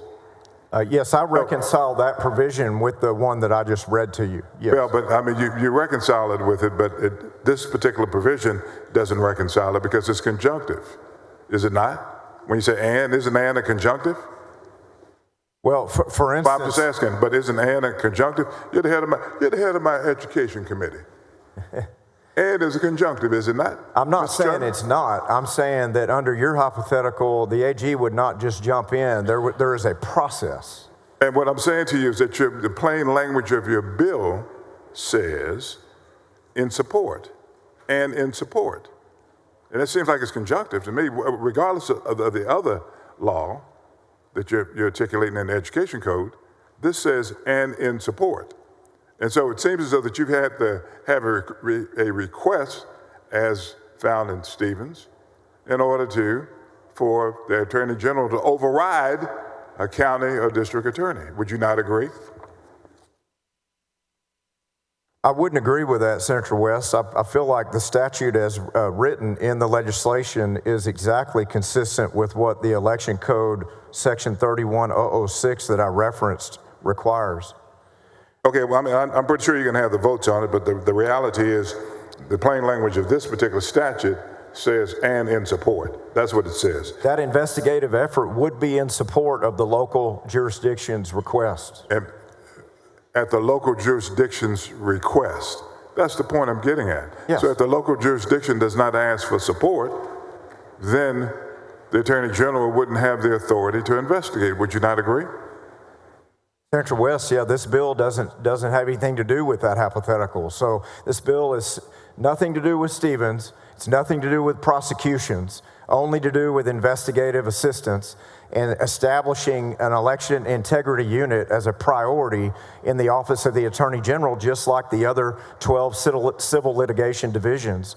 So I know that Senator Hughes has a bill separately regarding Stevens.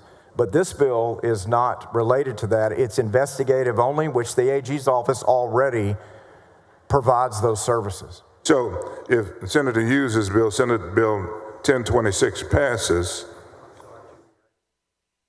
then that would give your bill more teeth, would it not? The Attorney General would have the ability to go in independent of a local prosecutor and make the decision whether or not to prosecute these types of cases. I think that bill stands on its own. They reconcile with each other, mutually exclusive of one another. Sure, they reconcile with one another. Yeah. That's why both of them are on the agenda for us to take in consideration because of, as Senator Gutierrez mentioned a few minutes ago, the decision made by the Court of Criminal Appeals in Stevens, right? And so if you can overturn Stevens, then that gives the Attorney General more authority to go in independent of a local prosecutor in order to investigate these types of crimes. Would you not? Investigate and prosecute. And you would agree that investigation take place before people are prosecuted, correct? I agree, as they already have that authority now, yes. Well, they don't have the authority to go in and prosecute right now without... Investigative authority now. This bill is only about investigative authority. They have that authority now. That's all we're speaking to about this bill. So why do we need the bill? We're not talking about any other legislation but this bill before us, Senator West. I'm only on this legislation. And I got you. Yes, but what I'm saying is, you're saying that they already have the ability to go in and investigate right now. So why do we need your bill? We need this bill to establish within the Office of the Attorney General's office that an election integrity division will be its own division, not housed under other divisions as a secondary priority set, but it will be a top priority set as its own division going forward. If there is no other bill that passes, there will be no other authority related to the AG. It just establishes the division. All right, so we're now telling the AG's office how to establish divisions within its own office. Can't they do that without this legislation, sir? Well, as we've done that in the past, we certainly will continue to do that going forward, working closely with the AG. I guess maybe the question I'm asking is this. Does the AG need this bill in order to establish the division that you're calling for in this bill? They didn't testify no on the bill about anything to do with investigative authority or establishing their own division. They did not oppose that. And all that's fine, but what I'm saying is, with your knowledge of state government, being on finance and all of that other stuff, does a state agency need the legislature to tell them what type of divisions they can and cannot establish within their particular agency? Senator West, from the TCEQ to the TEA to the SBOE to the Water Development Board. I mean, I could just go through every single state agency, the GLO. We have bills all through this session that will speak to authorities that these agencies have. So if the agency has the authority to set up a division on its own, it doesn't necessarily need the legislature to tell them what divisions they can and cannot set up, correct? Correct. We could allow any agency in this Capitol complex to make the decisions they are allowed to make under their own authority, but many times that's the whole point I'm making. Many times we weigh in, as I am today, to make sure that if it's the will of the legislature, that we'll make sure the office of the Attorney General. I'm pretty sure it's going to be the will of the legislature. I mean, you know, your party controls the legislature. You know, frankly, and I'm not going to, because I know we got other bills we have to consider. But you know, this bill, in conjunction with Senate Bill 1026, you know, you're right. They do reconcile. One gets rid of Stevens, and this one establishes this particular office or division within the Attorney General's office, giving the Attorney General's office more authority to investigate, quote unquote, in support. Does it take away the requirement that before a prosecution can take place, two things. Number one, does this give the Attorney General independent authority to be able to prosecute in Dallas County, as an example? No. If Senate Bill 1026 passes, the Stevens bill, will it give the Attorney General independent authority to prosecute in any county? Senator West, we're not recognized on that bill, so I'm talking about this bill today. No, I understand that's what you're talking about. I'm trying to understand. And maybe I need to save as a Senator Hughes, but with your knowledge of 1026, in the Stevens case, I'm pretty sure you said you're familiar with it.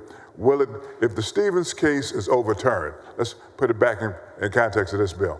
will the Attorney General then have independent authority to go into a county without the permission of a county or district attorney to prosecute someone? That would be a question for Senator Hughes coming soon. So you don't know the answer to that question? I understand. That's a separate bill, Senator. No, I understand that. I understand that. But I'm just asking you, do you know the answer to the question? I'm not advised. You're not advised? And why aren't you advised? It's not my legislation. It's not your legislation? Is that the only reason you're not advised? Do you need another reason? Yeah, because I always hear that. I'm not advised. I'm not advised. And I'm trying to figure out, I'm going to go down this path with you. Why aren't you advised? And that's what I'm asking. Senator West, I'm not working on anything to do with the Stevens case. It's not in any committee that I'm on or that I've served in. I've not been in a hearing regarding the Stevens case. This legislation is not about prosecutions at all. This legislation is about investigative authority within a separate and standalone election integrity division. Now, you know as well as I know, being the brilliant attorney that you are, that before you prosecute anyone, you investigate the case. So it's a part of the process, investigative process. You know that. It's a part of the prosecution of a case.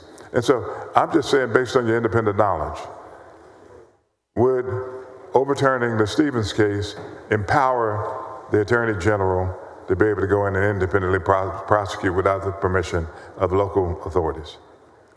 Your answer is the same, you're not advised? Same answer. I'm just on my bill today that's not anything to do with that subject matter. Thank you, Senator West. Yeah. Well, we're not finished yet. We're not finished. Keep going. I've still yielded. Thank you. Thank you. Thank you very much. Thank you very much. No, thank you. No, thank you. Thank you. Thank you. Thank you. So, you know, I know where this is headed. Again, you know, we are looking at, and I'm hoping that the House will see exactly what we're doing, because this bill's getting ready to fly out there. Both of them are. We're trying to take away local authority, and I'm hoping that prosecutors around the state of Texas are recognizing that your power is being cut back in terms of being able to make prosecutorial decisions within your local community. Thank you very much for this opportunity. Thank you, Senator West. Senator Creighton, you move suspension of the regular order of business on Senate Bill 318. There is objection. Secretary will call the roll. Alvarado, Betancourt, Birdwell, Blanco, Campbell, Cook. 19 ayes, 11 nays. The rules are suspended. Chair lays out on second reading Senate Bill 318. The Secretary will read the caption. Senate Bill 318 relating to the establishment of the Election Integrity Division in the Office of the Attorney General. Senator Creighton, you're recognized for a motion. Thank you, Mr. President. Move passage to engrossment. Senator Creighton moves passage to engrossment. There is objection. The Secretary will call the roll. Alvarado, Betancourt, Birdwell, Blanco, Campbell, Cook. 19 ayes, 11 nays. The bill is passed to engrossment and will hold there. Thank you, Mr. President, members.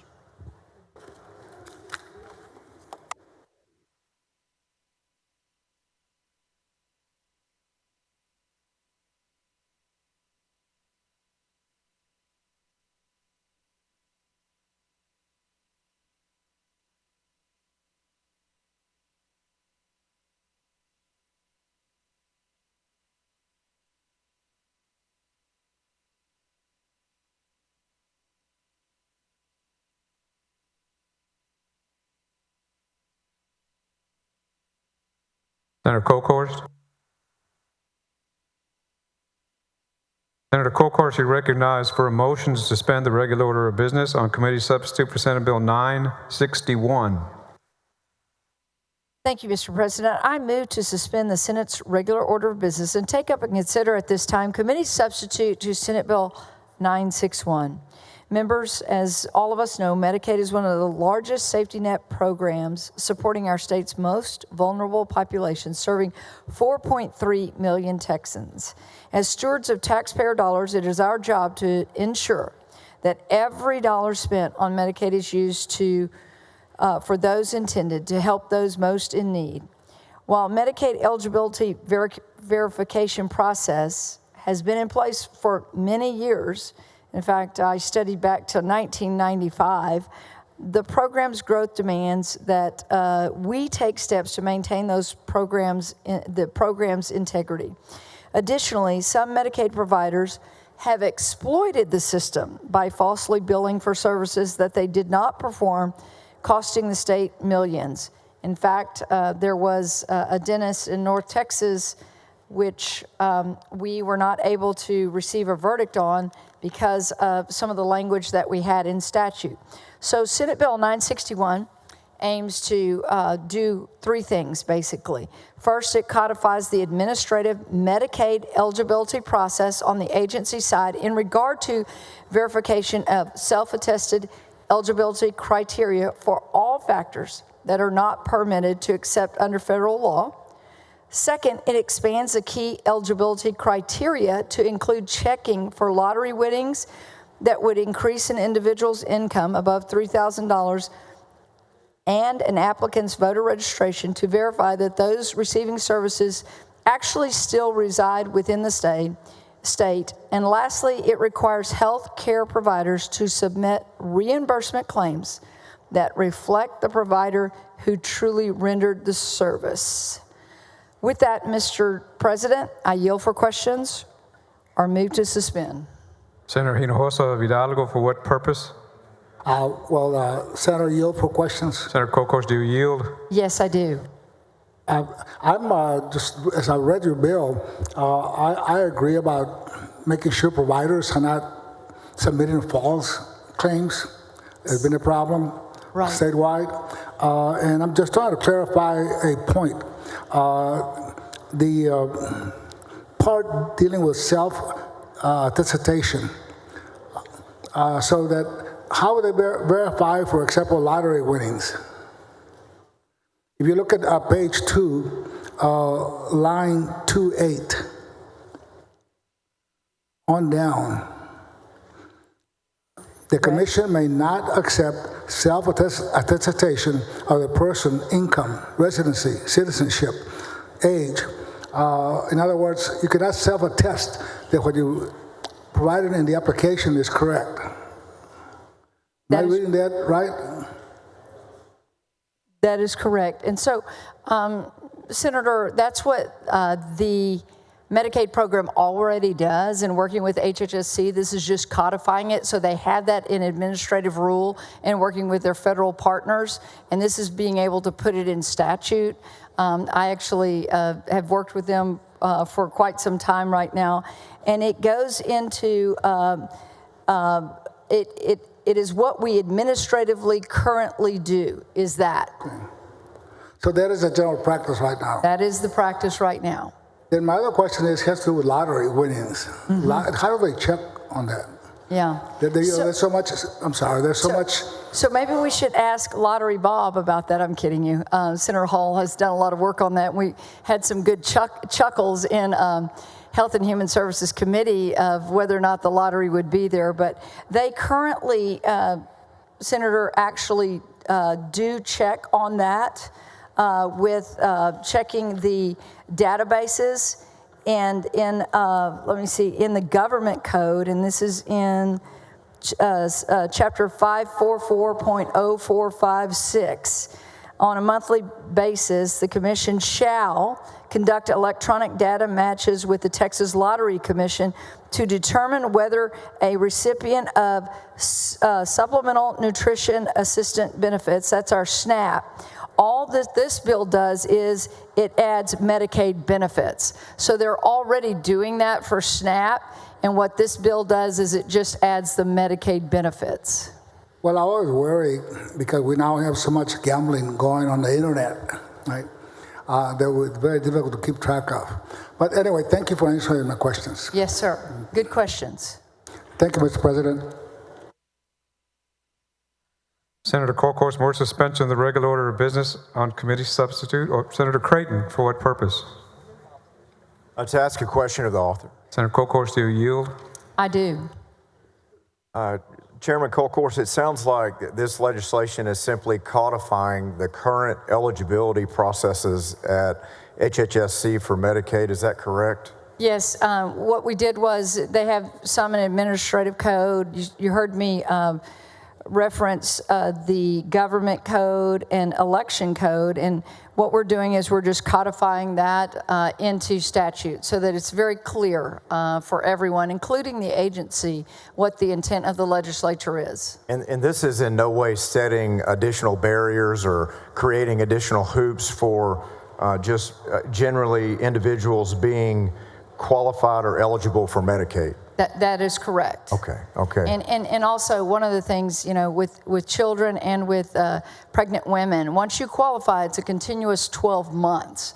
One of the things that will help is if someone leaves the state, obviously, then we want to be able to, and these checks will allow that, to know that they've left the state.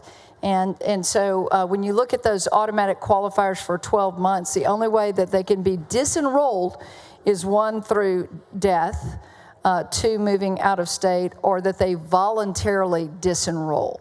And so in checking with that, and what we've found, and it's made the news a lot, is that there are dual enrollments all over the United States. And that's just someone moving out of state, and they hadn't told the state of Texas that they had moved out of state, and of no error of their own. They're busy, and they're moving, and they're picking up their family and moving on. And so this is going to give some verification. It's already, for the most part, in practice with HHSC. But we want to make sure that, because as you know, on our MCOs, we pay them for monthly, and if somebody's in another state, we don't want to continue to pay. The taxpayers losing that money, we can put it to better use for other more vulnerable, vulnerable. That's much more clear. Thank you for that clarification. And you may have just mentioned it, but if voter registration changes, is there a loss of eligibility for Medicaid if they move out of benefits? state, obviously, if they move out of state and they change their voter registration to another state, they would then be living in the other state. And so then HHSC, checking that quarterly, would let them know. We also have people that actually become deceased. And so working with the Secretary of State, they can cross-reference that. Wonderful. Appreciate all your hard work on this legislation. I plan on signing on. Thank you for all the work you're doing in this space and appreciate it. Thank you, Mr. President and members. Thank you.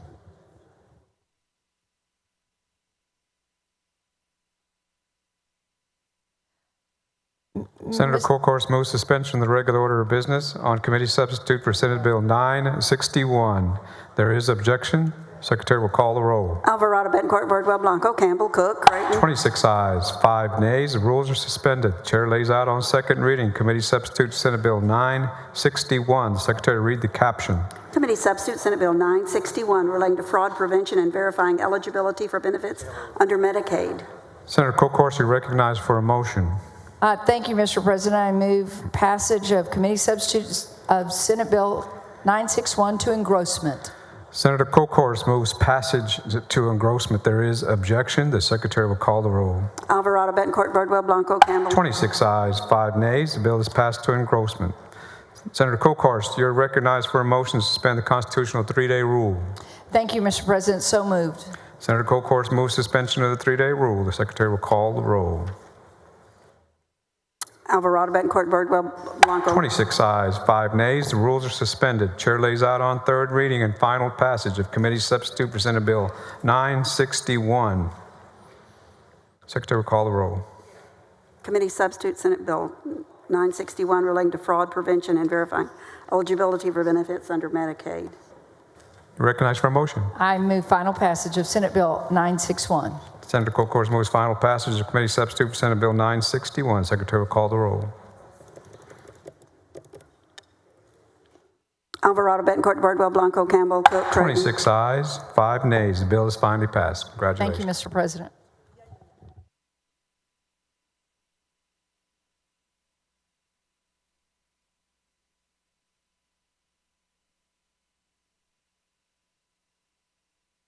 Senator Paxton, you're recognized for a motion to suspend the regular order of business on Senate Bill 686.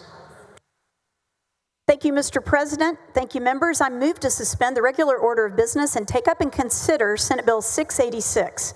Members, Senate Bill 686 is a refile of Senate Bill 418 from last session, which we unanimously passed out of the Senate Education Committee with a bipartisan group of co-authors. It unfortunately died in the House. Senate Bill 686 has again passed Senate Education unanimously and permits traditional public school students to transfer to any traditional public school that has student capacity available in the appropriate grade levels. The bill also prohibits public school districts from charging those students tuition.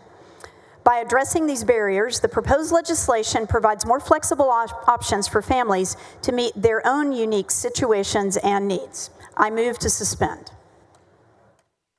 Senator Paxton moves suspension of the regular order of business on Senate Bill 686. Is there objection? Hearing none. Rules are suspended. The chair lays out on second reading Senate Bill 686. The secretary will read the caption. Senate Bill 686 relating to the transfer of students between public schools. Following amendment, secretary will read the amendment. Thank you for your sympathy. Floor Amendment number 1 by Paxton. Senator Paxton, you recognize on the amendment number 1. Thank you, Mr. President. Members, this amendment addresses testimony, feedback, and stakeholder input that our office has received on this bill. First, the amendment clarifies that the bill applies to both inter- and intra-district transfers to the traditional public school campus of the parent's choice. Secondly, the amendment changes the reapplication requirement for students moving on to the next grade at a different campus in the new district. For example, elementary to middle school or middle school to high school, to make it optional instead of mandatory. This feedback comes from districts that already offer open enrollment and have done away with this requirement because they have plenty of capacity at their receiving campuses. To avoid imposing unnecessary paperwork on those districts, this will be made optional instead of mandatory. On a similar note, to accommodate districts who already offer open enrollment, the amendment also provides additional flexibility by allowing them to utilize their own forms and policies as long as they are in compliance with the requirements of this bill. Regarding capacity, the amendment allows districts to contemplate campus staffing in determining the capacity the campus has in a specific grade, not only physical capacity. And it changes the capacity determination requirements to occur prior to the start of each semester instead of quarterly. The amendment adds clarifying language regarding legislative intent that this bill may not be interpreted to affect the interstate compact on educational opportunity for military children. And it clarifies that school districts shall not deny admission to a student who is geographically eligible based on their home address for the purposes of accepting a transfer student. Finally, the amendment adds that school districts cannot use the District of Innovation DOI status to avoid compliance with this bill. I move adoption of floor amendment number 1. Questions on the adoption of floor amendment number 1? Is there objection? Hearing none, the amendment is adopted. Following amendment, secretary read the amendment.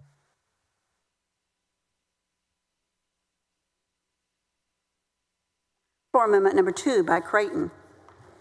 Senator Creighton, you recognize on the amendment number 2. Thank you, Mr. President. Members, this amendment harmonizes language on public school transfer policies regarding facilities capacity reporting. So it gives policymakers, our communities at home, our educators, and parents, of course, a line of sight regarding the availability of public school offerings on seats available. Parents looking to transfer schools deserve to know if a school is at maximum capacity already or barely filling the facilities. This language was previously passed by the Senate in Senate Bill 12, my parental Bill of Rights, earlier this session. I believe it's acceptable to the author. Thank you, Mr. President, members.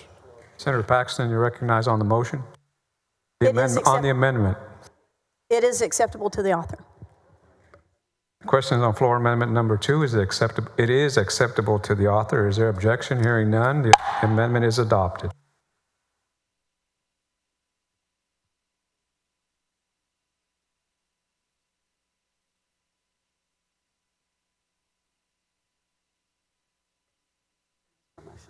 Senator Paxton, you're recognized for a motion. I move passage to engrossment. Senator Paxton moves passage to engrossment. Is there objection? Hearing none, bill is passed to engrossment. Senator Paxton, you are recognized for a motion to suspend the constitutional 3-day rule. So moved, Mr. President. Senator Paxton moves suspension of the 3-day rule. The Secretary will call the roll. Alvarado, Betancourt, Birdwell, Blanco, Campbell. 30 ayes, 1 nay. The rules are suspended. Chair lays out on third reading and final passage of Senate Bill 686. The Secretary will read the caption. Senator West, you're recognized. Question on third reading. Lay it out first. Secretary will read the caption. Senate Bill 686 relating to the transfer of students between public schools. Senator Paxton, do you yield for a question? I yield. Senator Paxton, and I'm very supportive of the bill, but I want to make certain that we address an issue on the floor. What implications does this bill have for UIL? So thank you, Senator West, for the question. UIL is addressed separately. This bill does nothing and has no intention to do anything to change anything about UIL qualifications for students. Thank you. Senator Paxton, you're recognized for a motion. Thank you, Mr. President. Thank you, members. I move final passage. Senator Paxton moves final passage of Senate Bill 686. The Secretary will call the roll. Alvarado, Betancourt, Birdwell, Blanco, Campbell, Cook, Creighton, Echo. 30 ayes, 1 nay. The bill is finally passed. Thank you, Mr. President, and thank you, members.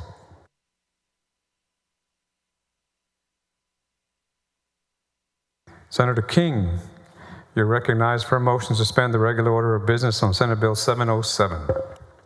Thank you, Mr. President. Members, as you know, every year, unfunded presidential executive orders, federal agency rules, and federal laws chip away at the sovereignty granted to states by the 10th Amendment of the United States Constitution. Under current law, only the Texas Attorney General has the authority to challenge the constitutionality of these federal directives. Senate Bill 707 seeks to provide an additional avenue for the state to challenge federal overreach.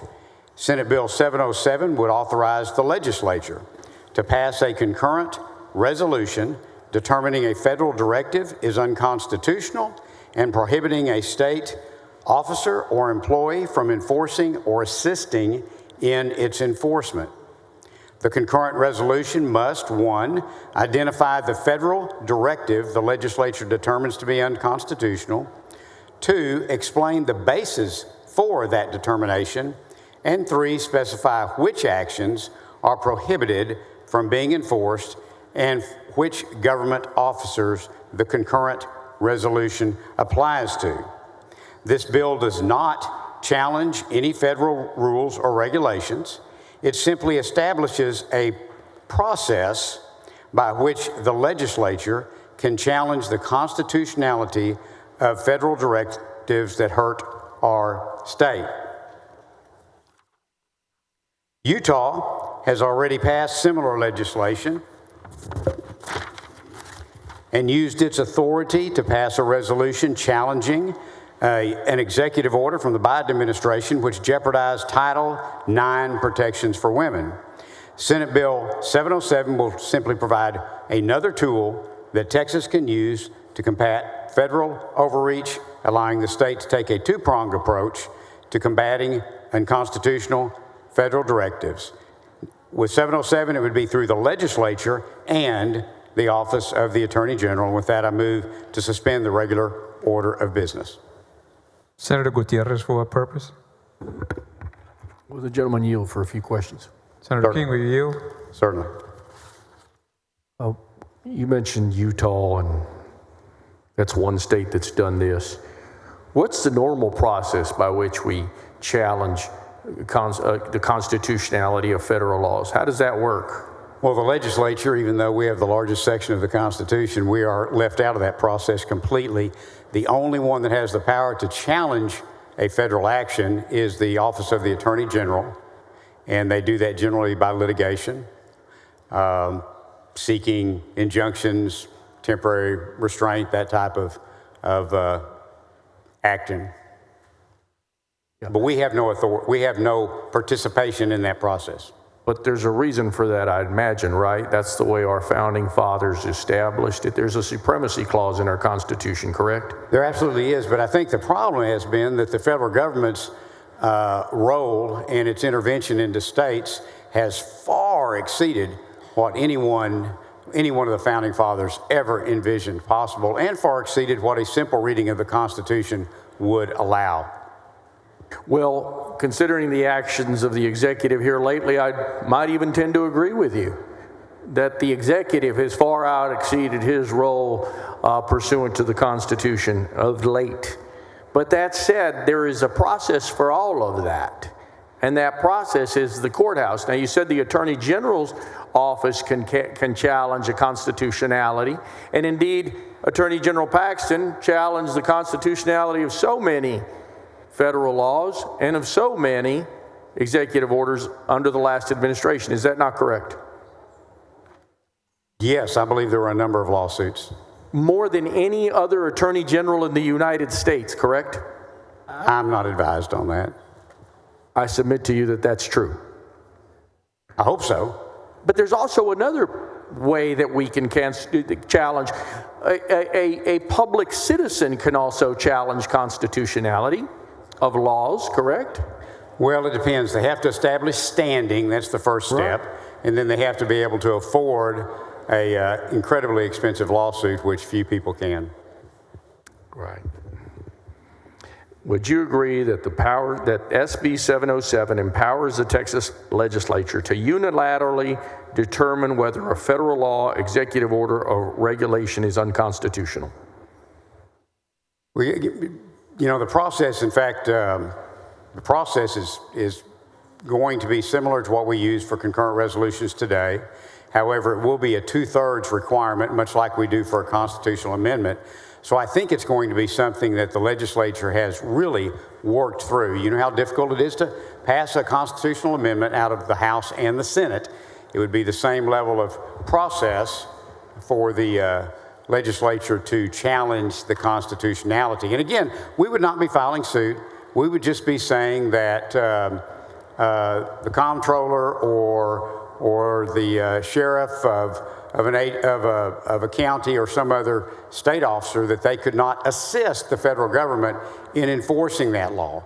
So if the federal government did something ridiculous like they did when they closed churches during COVID, or when they tried to tell states that you cannot have gas ovens in homes, that we could simply direct that no government employee in the state of Texas, state or local, could assist the federal government in enforcing that provision. And indeed, in both of those instances, our Attorney General actually filed a lawsuit against the federal government, did he not? He did, but our Attorney General doesn't have the authority to direct a state officer not to assist a federal officer in enforcing an unconstitutional edict. And we would be able to direct that occurrence. And prior to this law, if it ever were to become law, you and I don't have that power either. And I guess that's why you want to do this. You're a far better historian than I am. You're a very astute lawyer, and you're a very astute historian. You're familiar with McCullough versus Maryland? I remember the citation. I don't remember the facts. Supreme Court case 1819, states cannot impede valid constitutional exercises of federal power. Cooper v. Aaron, 1958, U.S. Supreme Court. States are bound by federal court's rulings. They can't ignore federal constitutional interpretations. Are you familiar with that? And again, if I may interject, the state of the nation has changed dramatically since 1819. And today we see the federal government jumping into areas that no one ever anticipated they would, under whatever doctrine it may be, that they're exercising that alleged authority.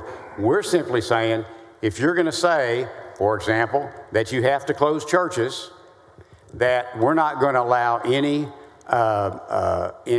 law enforcement agency or anyone else in the state of Texas that's a government officer to enforce that provision. Now, I guess they can still come in federal court and try to enforce it that way, but we're not going to let people that are under the legislature's statutory scheme to assist the federal government in those acts. Well, Senator, this has been tried before. It was tried in 1832 in South Carolina. It caused indeed what was called the nullification crisis. It was then a Governor, John Calhoun out of South Carolina, said, I don't want to pay those tariffs. Andrew Jackson said, you're going to pay those tariffs. And then in the end, they worked it out, but not until the court said, this isn't going to happen. The federal government, it's in the Federalist Papers, it is the supreme law of the land, and there is a process to do this. It's called the courthouse. And attorney generals across this state, and especially this one, has quite an affinity for suing Democrats. Somehow, the lawsuits out of the Attorney General's office over the last 2 months have seemed to have stopped when it comes to suing the federal government. Despite all of the damage that's happening to people in Texas right now, our Attorney General he's just been silenced. Doesn't want to file any lawsuits against the federal government. I find it quite interesting. Thank you.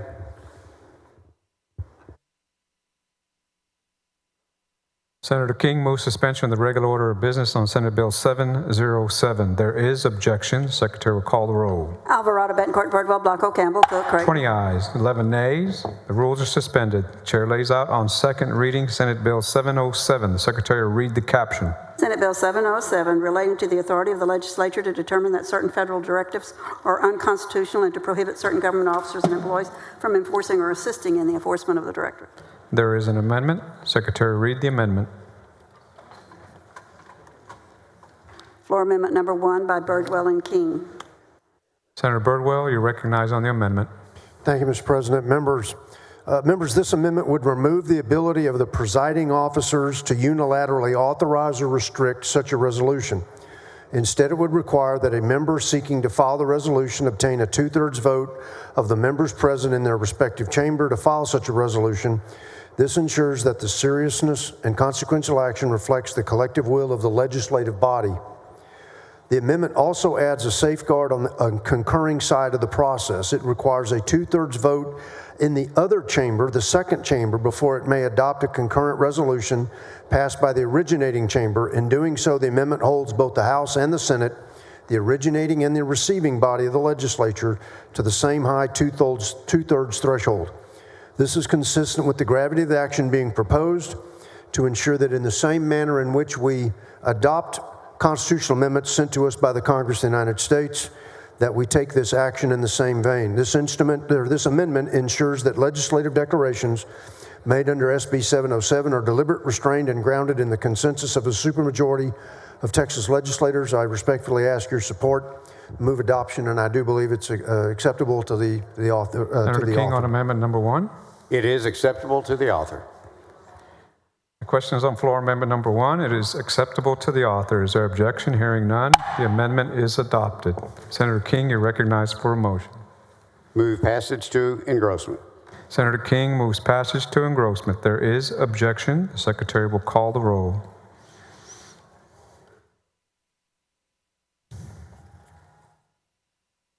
Alvarado, Betancourt, Birdwell, Blanco, Campbell, Cook, Craig. 20 ayes, 11 nays. The bill is passed to engrossment. We will hold there, Senator.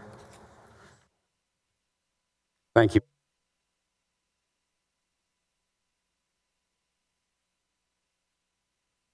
Senator Schwertner, you're recognized for a motion to suspend the regular order of business on committee substitute for Senate Bill 1252.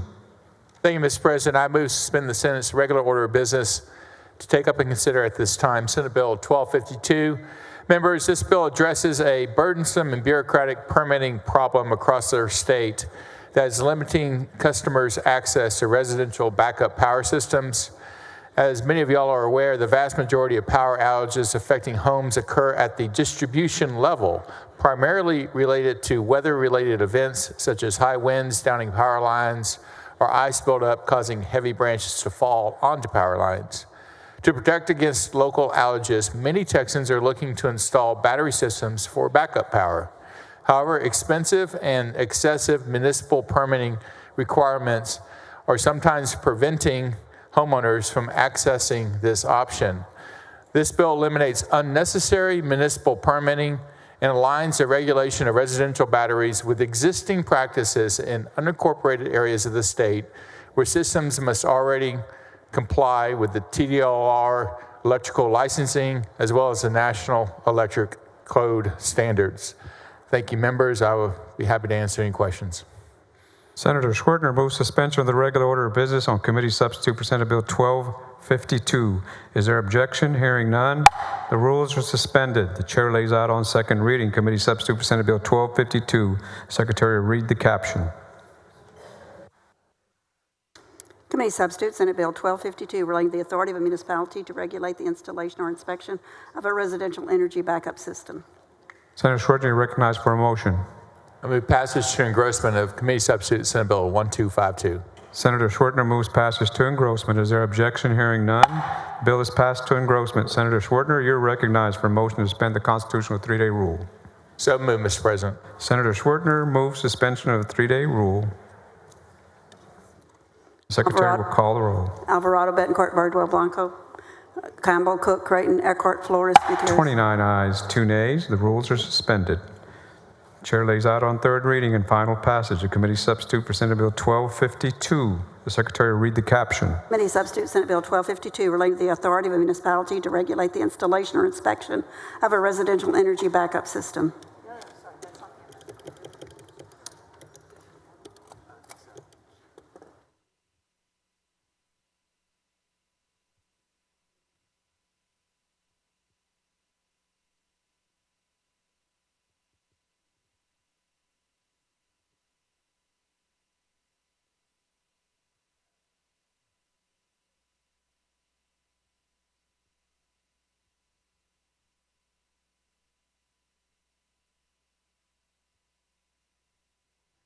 Senator Schwertner, you're recognized for a motion. Thank you, Mr. President. I move final passage of committee substitute Senate Bill 1252. Senator Schwertner moves final passage of committee substitute for Senate Bill 1252. Secretary will call the roll. Alvarado, Betancourt, Bardwell, Blanco, Campbell, Cook, Creighton. 29 ayes, 2 nays. The bill is finally passed. Congratulations. Thank you, Mr. President, and thank you, members.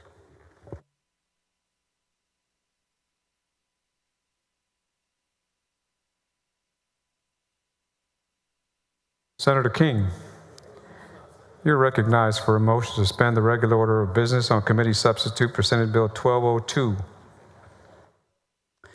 Thank you, Mr. President. This actually came up from something with me personally. We installed solar on our house, and the inspector has to come out from the city to approve it being turned on, and often I found that takes a month or longer. And our inspector came out. He was a great guy, and he told me, he said, you know, I don't know why I actually do this. I don't know how these things work. And he said, all I ever do is ask the installer, does it work? And if he says yes, then I approve it. And so we got talking about it. And what I learned was when you decide to install that home backup system, solar batteries or generators, whatever it must be, you have to get 2 approvals before they can be installed. You have to get a building permit from the city or county, and that can take long enough. But then you also have to go through this second inspection. And if it was like mine, the inspector, who was gracious and competent but didn't know anything about how to inspect these. So SB 1202 just streamlines the approval process for the first step. It does not affect the utility interconnection process. Under SB 1202, a homeowner may hire, at their own expense, an authorized third party to conduct the development review and inspection for the city building permit and also do the final inspection. This builds on an existing law, HB 14, which this body passed last session. That law allows authorized third parties to conduct plat reviews and buildings inspections in lieu of the city. SB 1202 is supported by the Texas Solar and Storage Association, Environment Texas, and the Texas Association of Business. It passed out of the Business and Commerce Committee unanimously, and I'm hopeful it will receive strong support on the Senate today. It simply reduces regulatory burdens and increases Texas's grid resiliency by making it easier, faster, and more affordable for Texans to install their own home backup power systems. With that, I move to suspend the regular order of business. Senator King moves suspension of the regular order of business on committee substitute for Senate Bill 1202. Is there objection? Hearing none. Rules are suspended. Chair lays out on second reading committee substitute for Senate Bill 1202. The Secretary will read the caption. Committee substitute, Senate Bill 1202, relating to third-party review of property development documents and inspections of improvements related to those documents. Senator King, you're recognized for a motion. Move passage to engrossment. Senator King moves passage to engrossment. Is there objection? Hearing none.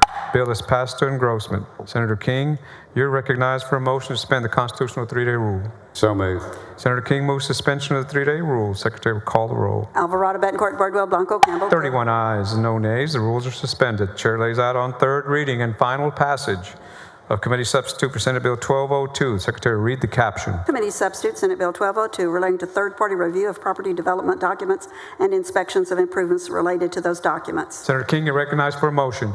Move final passage. Senator King moves final passage of committee substitute for Senate Bill 1202. The Secretary will call the roll. Alvarado, Betancourt, Bardwell, Blanco, Campbell. 31 ayes, no nays. The bill is finally passed. Congratulations. Thank you, Mr. President and members.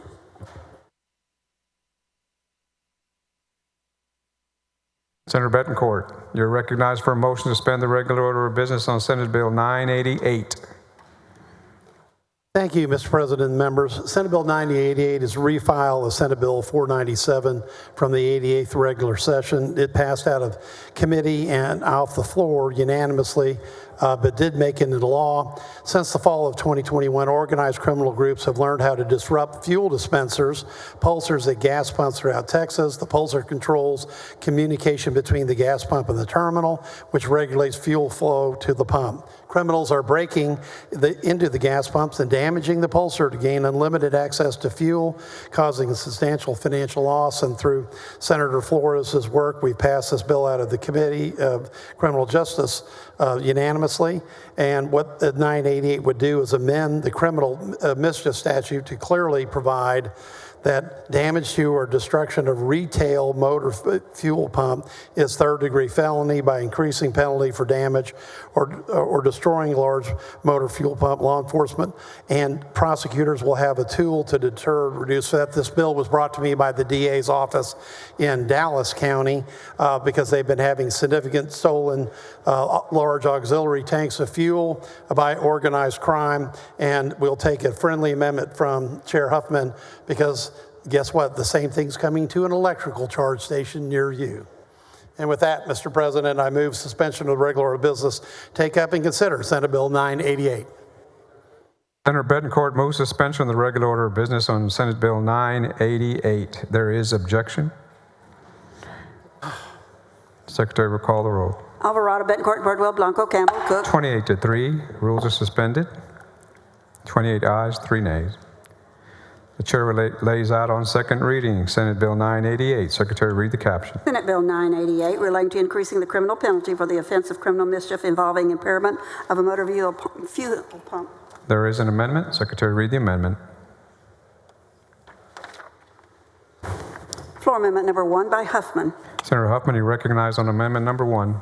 Thank you, Mr. President. Members, this amendment is very simple. It just adds electric vehicle charging stations to the bill.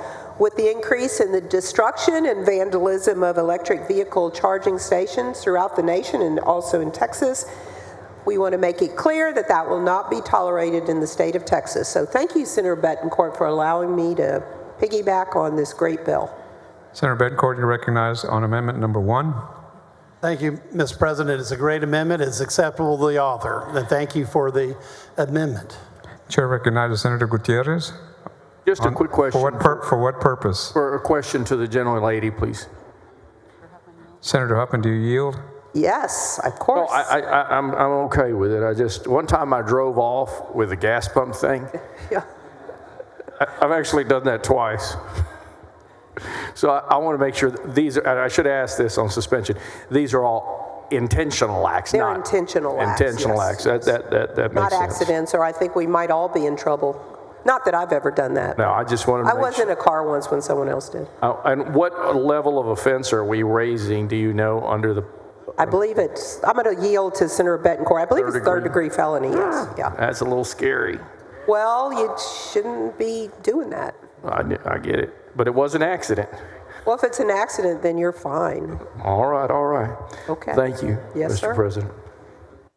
I move adoption. Any objection to the adoption of the amendment? Hearing none.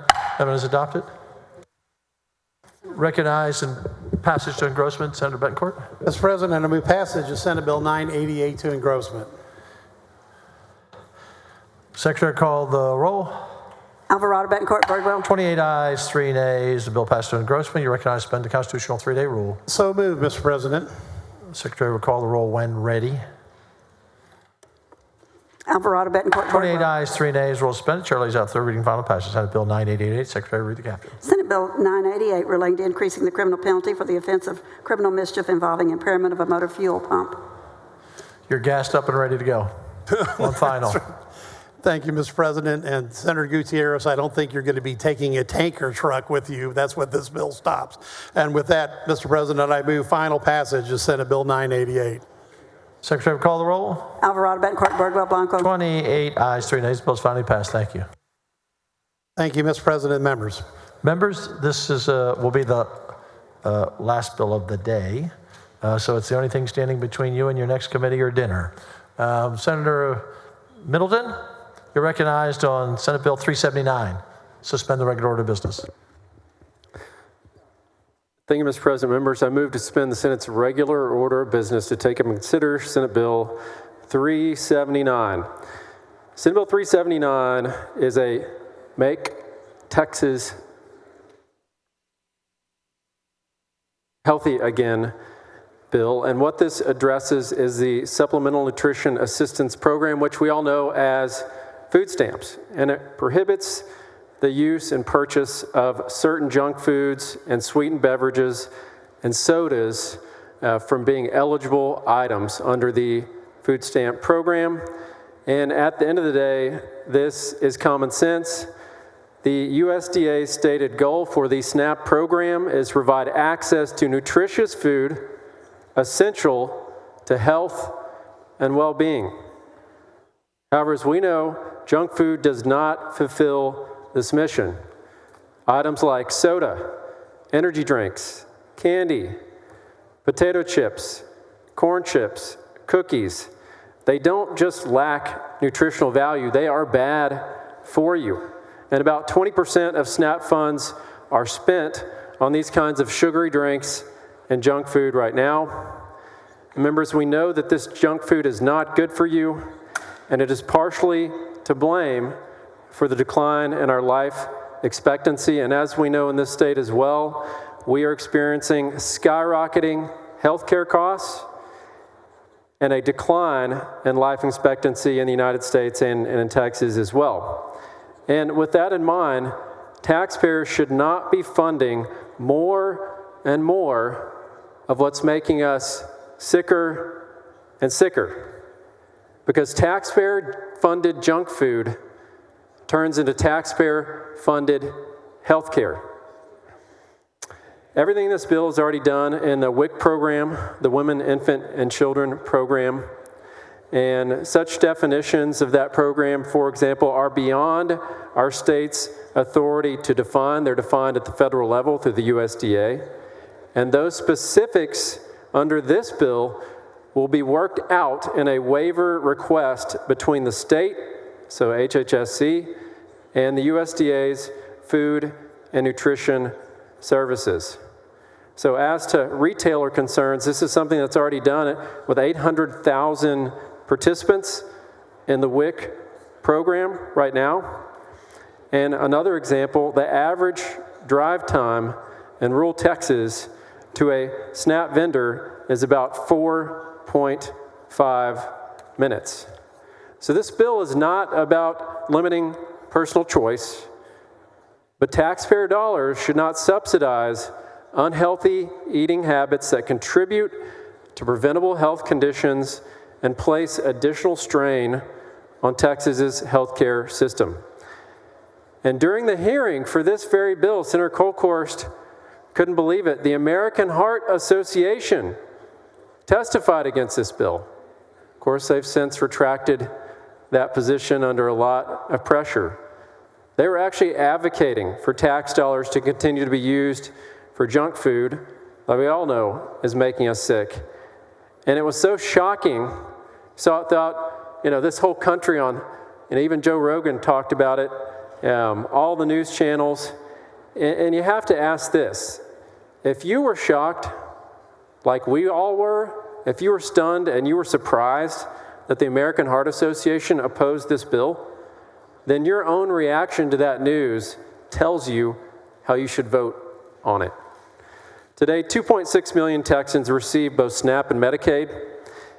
And if we don't pass SB 379 now, the taxpayer-funded junk food of today will become the taxpayer-funded health care of tomorrow.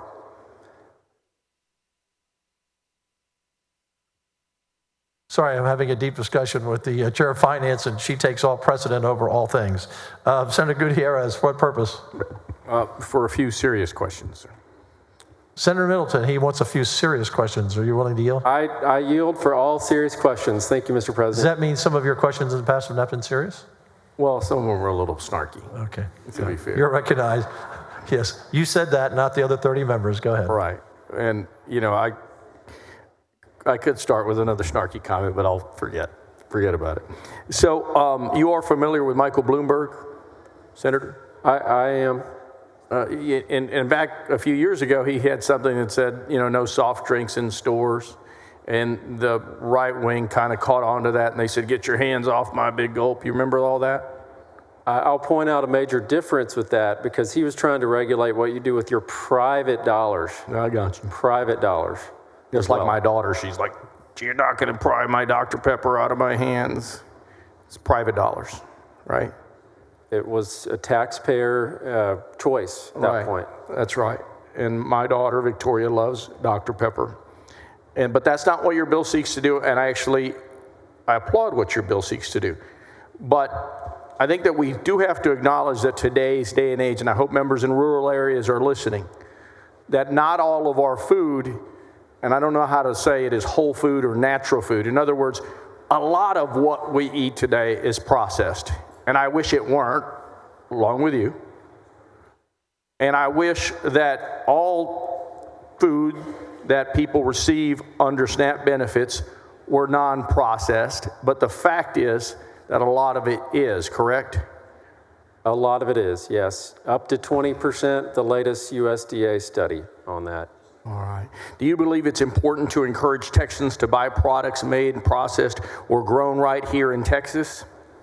Well, this is about the SNAP program, and you have to focus on its purpose, which is nutritional food essential to health and well-being. So through that lens, yes, but that is the purpose of the program that we need to make sure we stick to, and that's why this bill is important.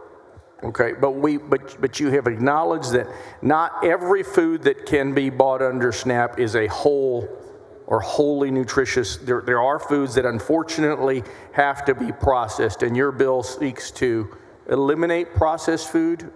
It's not all. It's just candy, cookies, sweetened beverages, sodas, and certain chips. It's not everything, and I can walk you through that process, because we do have to request a waiver from the USDA. And the USDA can either fully grant the waiver, they can partially grant the waiver, or they can completely deny the waiver. I don't think that's going to happen, because we've already heard in the news that they want to work with us on this, with Brooke Rollins, who's our secretary in charge of the USDA. She wants these waivers to come to her. They have not been granted before, so this is a big change in policy, and they want to see the states ask for these waivers. They're encouraging states to request these waivers. It is up to them, though, to decide what they grant and don't grant, and it's a negotiation with our Department of Health and Human Services and the USDA. Well, I appreciate the effort. I look forward to working with you. I will have an amendment trying to support Texas agricultural producers. We can talk about that when that amendment comes up. Thank you, sir. Thank you, Senator. Senator Alvarado, you're recognized. For what purpose? Thank you, Mr. President. Ask the author some questions. Of course. Thank you. Yeah, I yield. Senator Middleton, I've struggled with this bill because I am always about promoting healthy options and wellness and fitness, and some folks have joked with me that I'm the food police about what everybody's eating. So my concern are a couple of things. One is that we want everybody to be healthy. We don't want people eating junk food, right? Or at least, do it in moderation and make sure you exercise. Have a comprehensive wellness attitude. But I'm not sure how some of the definitions work out. Let's say, for example, potato chips, okay? Your bill states that potato or corn chips are prohibited if packaged or sold for consumption without further preparation. Let's say, for example, the brand Siete. You familiar with Siete chips? I've heard of that. Right, marketed as healthy. I just happen to have a bag right here in my purse. Okay? Don't eat it on the floor, Pat. No eating on the floor. Not eating on the floor. Yeah. Unless she has enough for everyone. So each serving contains 1 gram of protein and 4% of the daily value of iron. Your bill includes a carve-out for items containing a source of protein that are fortified with a vitamin or mineral. So based on that, would you expect Siete chips to be allowed? So we don't regulate it. The products that are eligible under SNAP are determined by the federal government, right? The USDA, the HHSC on the state level does not do that. And I'll also point out that we have had many discussions with them, and they prefer a broader waiver request on this instead of a more narrow one because it allows them to negotiate more when they're dealing with the USDA on what exactly they're going to restrict and not restrict. So they want basically a broader bill, broader waiver request. It doesn't mean they have to grant it on the federal level. And it doesn't make sense, frankly, when we're not the ones, the state's not the ones determining those products. It's the federal government that is. So we need to make sure we give them as broad authority as possible. And that's the intent of why the bill's not all that long, because we want them to negotiate it. Okay, because if you look at, for example, like a bag of Lay's potato chip, by contrast, it contains 2 grams of protein and 6% of the daily value of iron, more than the Siete chip. So I'm really concerned about the definition, and even like for cookies, let's see what else I have in my purse here. Like these cookies right here. Okay, those you look buy better these, than the chips. Yeah. buy these in the bakery. Yeah. They're ready to eat. Do they fall under the ban, under your bill? So again, it depends on the waiver, right? So cookies are not an allowed expense under my bill, and that's a proposal, and it's basically a request to negotiate, a request for HHSC to negotiate with the USDA. So that would be up to them to determine that. We're trying to hit the high-level points of the kind of food that we know is not good for us, that we know does not satisfy the intent of the program, because that's really what this is about. Is the intent of the program is nutritious food, essential to health and well-being, right? And we know there's some things right now that are in the SNAP program eligible that don't fit that, right? They're not nutritious, they're not essential to health and well-being. So we're trying to make sure that the SNAP program really is for what it was intended for, and really matches the WIC program, the Women and Children program, Infant Children program, which is about 800,000 people are in that right now in the state of Texas, and those things are not eligible. So the chips, the soda, the sweetened beverages, the cookies, the candy, that you can't buy that with the WIC program. Okay. Because the same thing would apply to, let's say, donuts, and your bill doesn't mention cake or pastries. It does not. Okay. So where would donuts fall under that? Well, they could perhaps go outside of the definition there for cookies. That's up to the USDA to decide, because right now, HHSC does not regulate the retailers on this. That's a federally regulated And program. speaking of the retailers, I was concerned that there would be a big burden put on retailers, that they would have to be choosing and picking what falls under and what doesn't. Were the Retailers Association, were they for your bill or against it or on it?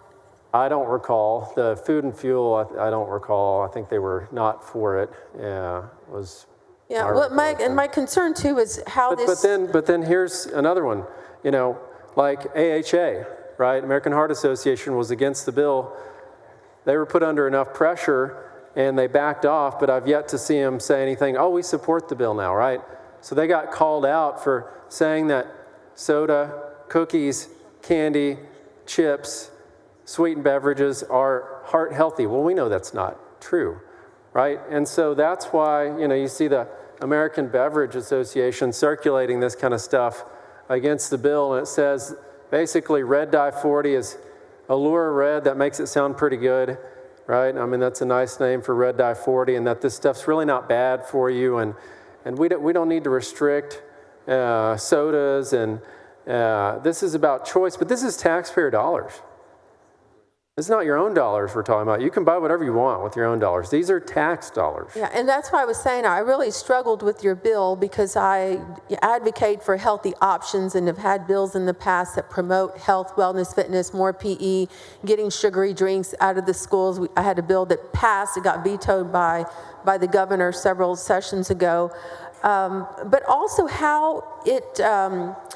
that this kind of policymaking can be paternalistic towards low-income Texans. And so that's another issue that I have, is that a lot of low-income people live in food deserts. And what do we do about that, where they don't have access to fresh fruits and vegetables, to healthy options? I'm glad you brought that up because there are current requirements on the SNAP program, right? So a SNAP vendor must stock a minimum of 36 staple items, right? And there are basically four main categories. There's fruits and vegetables is one, dairy products, meat, poultry, third, breads or cereals, grains, fourth. And they have to have basically 3 varieties of from each of those 4, so they have to be all 4, or 50% of their gross sales are from those staple items. So by law right now, they're required to have some of those staple items. And I'll also point out, as we know, some of the online food sales app programs like Amazon, of course we have DoorDash, of course we've got Instacart, others. Those are SNAP eligible, right? So if you're not able to drive, I know there's some cost to that, but you can get your SNAP program food products through those, right? And then also we looked at how far away people are from the SNAP vendors, and it's really not very far of a map here I can give you. And the average drive time for rural counties is 4.46 minutes. In cities, it's 1.13 miles, 2.28 minutes. So it's really not that far. But when that's not possible, there are these online vendors where you can get your SNAP eligible food items from. Okay, I know Senator Menendez isn't here, but he has an amendment that, if he's not here by then, I will offer it, but it addresses the issue with food deserts. So I will pause now and come back at that time. Thank you. Thank you. Thank you, Senator. Senator Johnson, what purpose are you here, Senator Johnson? Yes, you are. There you are. For what purpose? Chair of Finance had my attention, Mr. President, but questions of the author. I yield. Thank you. Thank you, Mr. President. First of all, Senator Middleton, I appreciate you bringing this issue to the fore. I feel like sometimes we're subsidized the consumption of junk food, and then we're having to pay in our healthcare system for the ill effects of junk food. So I recognize this comes from a genuine place of concern, and I share it. There are some concerns I have about it, and then there's just some ideas that spring forth from this bill, and I'd like to get your opinions on it. As for the bill itself, if there's still to be work done on it, maybe on the House side, I question some of these exceptions. There's an exception for anything that contains milk. A Snickers bar contains milk. Is that an exception? No. So again, this goes back to the definition of each is going to be negotiated and which products are eligible and not eligible. So it will open a negotiation with HHSC and the USDA to determine exactly which products will be eligible under this request for a waiver. And again, they can say, look, we're not going to grant any of this, which is what happened in the past. Of course, we're hearing the opposite now. Brooke Rollins says, send us the waivers. Send us the waivers to the FNS program. That's actually the program within the USDA that will grant these. They can partially grant it. They can wholly grant it. But at the end of the day, they're the ones that are going to determine the regulations and which specific products are going to be paid for under the taxpayer-funded. But doesn't your bill expressly exempt product, and it's listed as an exemption, products containing milk? Yes, and they do not have to follow it.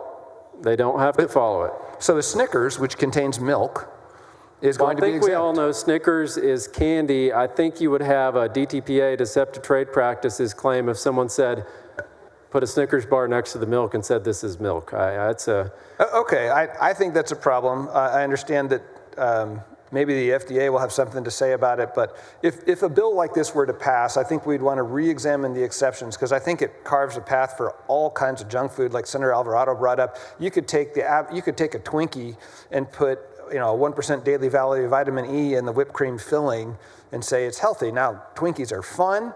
Do we want to fund them with SNAP? I don't know, but I do think we ought to visit the exceptions. Secondly, the idea that we are going to not subsidize the purpose of junk food raises the question of food that's available to some people, because for some people, and I know you know this, we talked about it with Senator Kolkhorst's bill, there's just not fresh food available.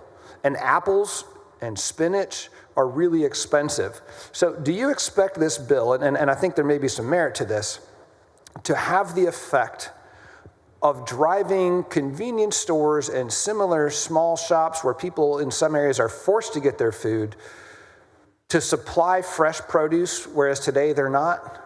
Could this be a market driver if it's done well? I think this will change behavior in SNAP retailers and what they're stocking. I do. I hope so. If this were to pass, Senator Middleton, I think it's got an uphill battle, but if this were to pass, I hope it does. And I think we need, as legislators, we have an obligation to continue to watch how things play out. Would you consider, as some states have done, a bill or a measure by which the state would double the value of food stamps for fresh produce? Yeah, Senator Kolkhorst, I believe, has a pilot program on farmers market food products. And additionally, we are encouraging this, right? A lot of the things you've talked about, if you're not, obviously food stamps not sales taxable, but if you're buying it with your own private money, we do have certain staples like fruits and vegetables that are not sales taxable. We are encouraging those choices by doing that. Would you support, again, to drive this market, because I know you're hoping that this will drive not just good market behavior by consumers, but good market behavior by retailers. Should we give it a boost and really make consumers able to demand fresh produce from places where they're not able to get it right now? Would you think about that in the future? So a lot of that, with this program is going to be up to the USDA, what they want to encourage and discourage. They're with us on this. What you and I agree with is they do want to help us discourage these really unhealthy junk foods and soda and the things that we all know is common sense that are just bad for you. They're just not good for you. If you eat a lot of it, it's even worse, It's really hard for people to make good health decisions when all they've seen their whole lives is junk food. And I think that this could pose a problem for many, many people in those situations. So I would want to see a commitment from the state to making better choices available, and increasing their purchasing power would go a long way. So all I'm wondering is if you would consider, either this session or next session, the state getting involved in making sure that people have healthy options available to them. And I'll tell you, I think we covered that this session under SB 25, where we had nutritional education as part of the curriculum and instructional materials in our public schools. That was in SB 25. It's something that's really important. And that next generation needs to learn about this, because by and large, they're not being taught what's healthy and unhealthy. It's not going to mean anything if you don't know. So that's why that provision in Senator Kolkhorst's bill on Senate Bill 25 was so important. It's a great provision. Now, the dads and moms are not going to class, though. So what I'm hearing, I think, is no, you don't want to put any state money towards really driving the market to provide better food. Well, we don't run the program. It's federally run. But we have a program. It's like Medicaid, right? The feds provide some money and the states provide some money, right? to administer it. Okay, I think I've made my points. I hope that anybody, if this bill passes, I think it's got some problems, but if this bill passes, I hope we don't abandon all these people who have trouble, who are struggling to have access to good food, who don't have exposure to good food, to make sure that that market supplies that demand. And sometimes that's going to require our involvement. And I'm happy to work with you in figuring out solutions to providing more nutritious food essential to health and well-being. That's our mission, and I know we agree with that. Thanks, Senator Middleton. Thanks. Senator Miles, what purpose? Questions to the author, Mr. President? Sure. Yes, I yield. Thank you. Thank you.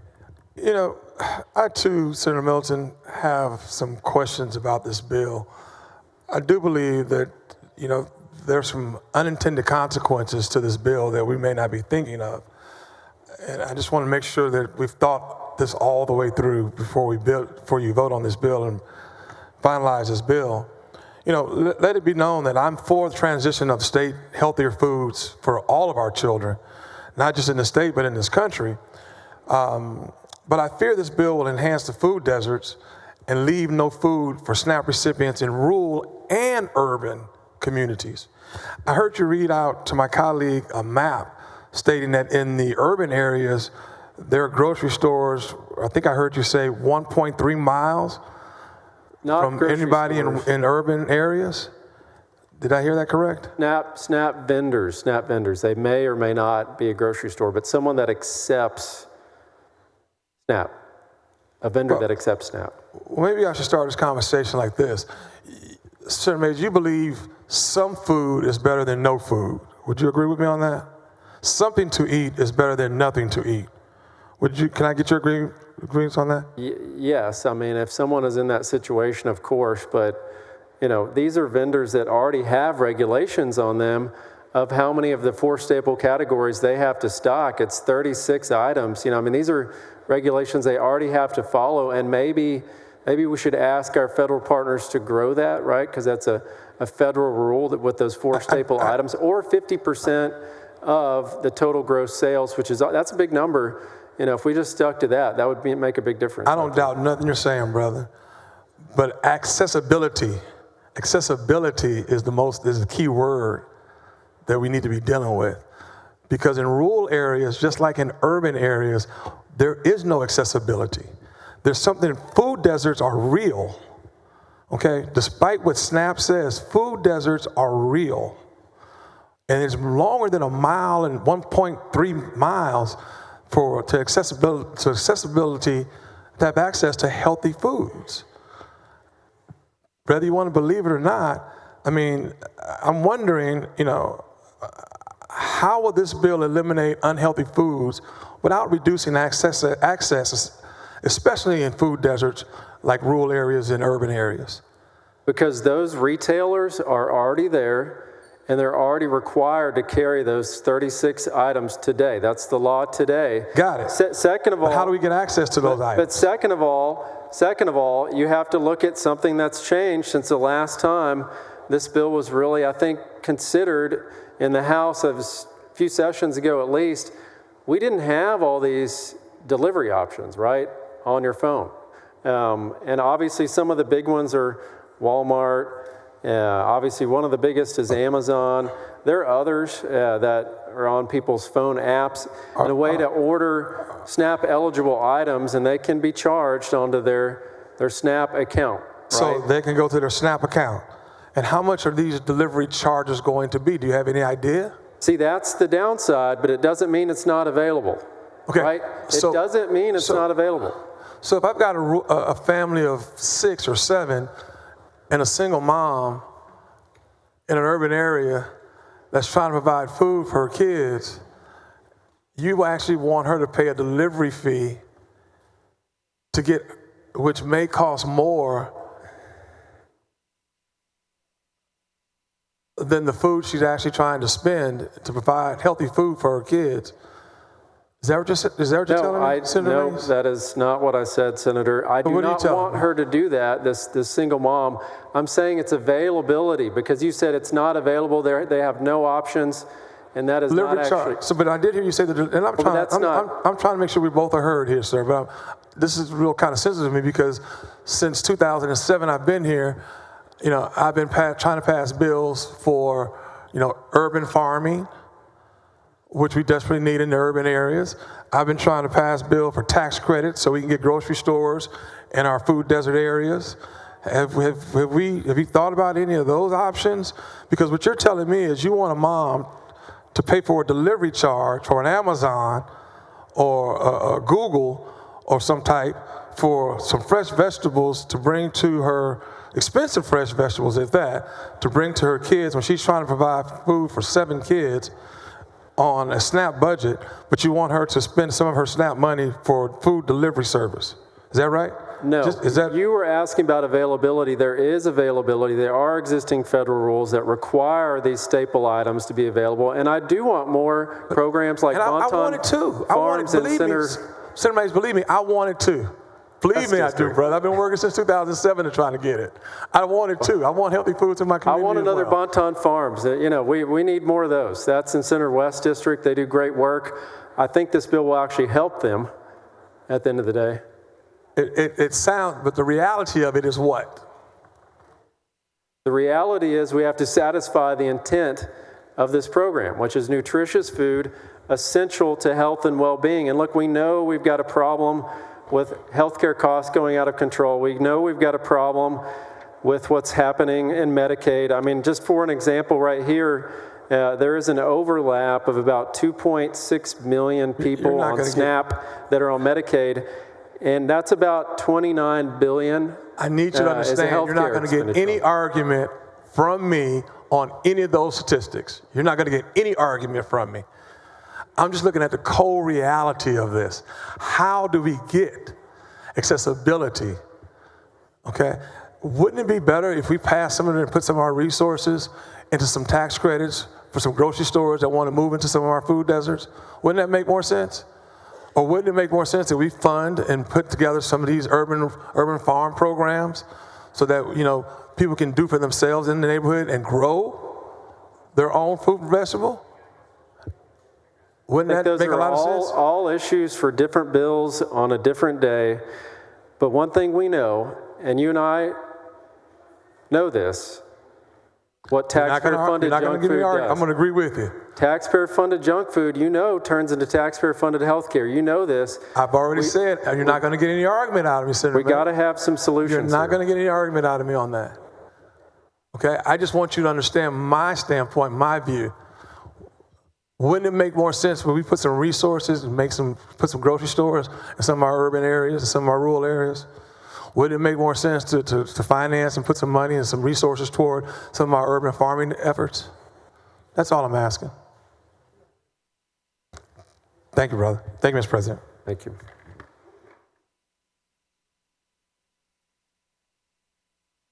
Senator Colcourse. For what purpose? To ask the gentleman some questions. Do you yield? I do. Thank you, Mr. President. Thank you, Mr. President.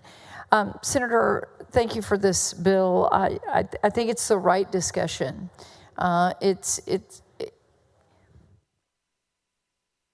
something that we've talked about. I remember being on the Senate, the House floor when I was a House member. We've talked about off and on for years. And so a lot of good conversations with my colleagues. This is instructing HHSC to seek a waiver from the USDA. Is that correct? That's correct. And we do this waiver in a number of different, we do waivers. HHSC does waivers all the time on state amendment plans for Medicaid, for different things, right? Very often, very often.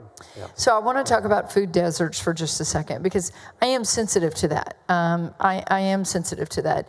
The children today, obesity is unfortunately becoming somewhat of a pandemic in our society, with nearly maybe even over 20% of the children being impacted by obesity.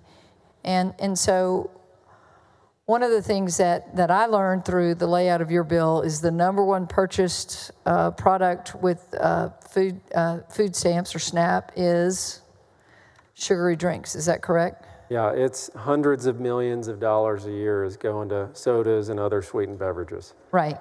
So, and we're learning that sugar, and again, we all like it. I can have a Coca-Cola with the best of them every now and again. We're finding out that dementia may be type 3 diabetes, correct?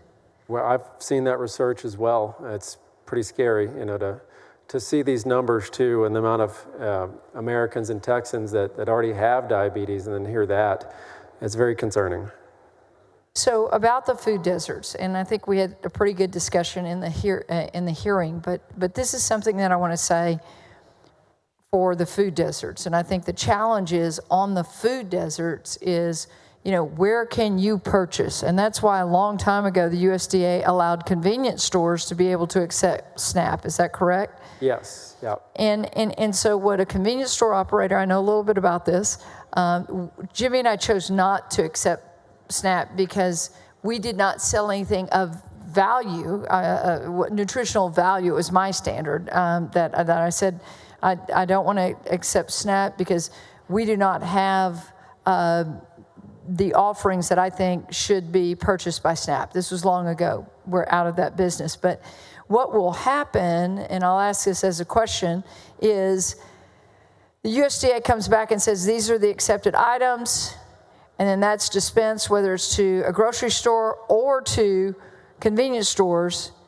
And is it true that convenience stores use wholesalers like GSC, Brenham Wholesale back in the day, McLean, and those wholesalers will have a list of everything that qualifies? Is that correct? That's correct. They largely do that for them. So if my percentage of sales at a convenience store as a convenience store operator is X percent of SNAP benefits, does it behoove that operator of that store to say then to their wholesaler, they are not going to be responsible for it because I don't know of a convenience store operator that does their own set. They are going to say to their wholesaler, I want you to fill my shelves full of those things that are accepted by SNAP because I have X amount, a percentage of my consumers, my customers, the people that I serve, use their SNAP benefit card here. That's right. It's a big incentive for them to make sure they're fulfilling this program and make sure they've got SNAP eligible products on the shelves. And, HHSC does not regulate retailers right now. They don't do that. This is a federal program that tells, obviously, every state that requests a waiver what they will accept in the program and what they will not. And obviously the wholesalers are very well equipped to keep track of that and only distribute. You could put in a request, hey, only distribute SNAP eligible items to us, and they'd do that. And so while we want them to buy fresh foods, potentially, there's other foods of value that would qualify at convenience stores, correct? And there are food deserts right now all across our state, all across our country in different places. But potentially this could actually, change the market mix of what you see on the shelves to healthier foods, which mothers are attaining a lot of their purchases wherever they can, especially when they're a busy mom trying to put food on the table. Is that correct? That's right. And, we keep saying year after year, we're not happy with the increase in healthcare costs. We're not happy with the decline in life expectancy and decline in quality of living. And we have a chance to do something about it with this bill. Well, and I do think, and to Senator Johnson's point, last session I carried a bill that it gave you double the amount on your SNAP card if you actually shopped at a market, a food market in one of our farm to market kind of settings. And I do think that there could be some value as we move through. If we were able to get the waiver to say the state of Texas values fresh food so much that we're going to give you more on this card, or if you have to use some of the other not traditional methods of having food delivered, that we could potentially look at that in the future. Yeah, absolutely. Well, good luck with this. And I think it's all a part of making Texas healthy again. We've got a few bills that we're sending to the House. And Representative Lacey Hull, Chair Hull, is sending some bills over here that are unique to her package. And if we're able to coordinate this all the way through, I do think that we're going to have healthier children and healthier families, and it'll give them a new start on life. So thank you so much. Senator, thank you for your leadership on this, and Senate Bill 25, and of course all the other bills that have gone through your committee to help make sure, that next generation and this generation of Texans are healthier and have healthier options and choices, and aren't being made sick by a lot of these products that, we've worked on this session, like with Senator Hughes's bill as well. So thank you, Senator. Senator Alvarado, are you back? Your red light's not right. All right. The motion is on suspend the regular order of business. Secretary will call the roll. Alvarado, Betancourt, Birdwell. 22 ayes, 9 nays. Rule is suspended. Chair lays out second reading. Senate Bill 379. Secretary, read the caption. Senate Bill 379, relating to prohibiting the purchase of certain food and drink items under the Supplemental Nutrition Assistance Program. Following amendment. Secretary will read the amendment. Floor Amendment number 1 by Menendez. Senator Alvarado on the Menendez amendment. I know he's not here today. Thank you. Obviously, I'm not Senator Menendez. He's not here. But he did ask to have this amendment laid out. Thank you, Mr. President. Members, this amendment would make it so that the bill does not apply to SNAP recipients who reside in a federally designated food desert from this prohibition. We know that many folks receiving SNAP benefits are unable to access fresh foods, often resorting to buy junk food from local gas stations and dollar stores because that's the only grocery store around. If these folks could buy fresh, healthy foods, they would. Senator Middleton. Thank you, Mr. President. Members, I respectfully oppose this amendment. It only applies to grocery stores, and as we know, there are a lot of SNAP vendors that are not that. And there's nothing wrong with the dollar store, by the way. A lot of SNAP recipients go to that, and it does have some healthy items, minimum of 36, as already required by federal law. So I respectfully oppose this amendment. Secretary will call the roll on the amendment.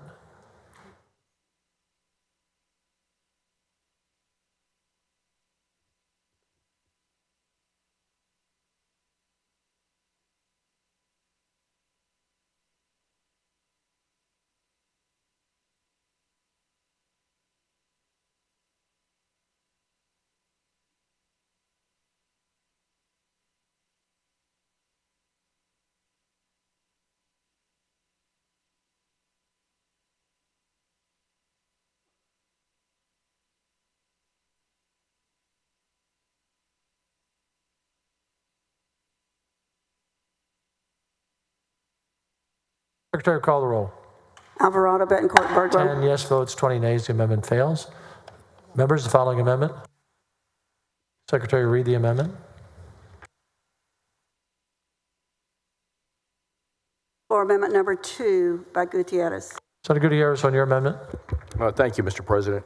Members, this is an important amendment, and it's a pro-Texas amendment. I hope everybody will listen to me on this one.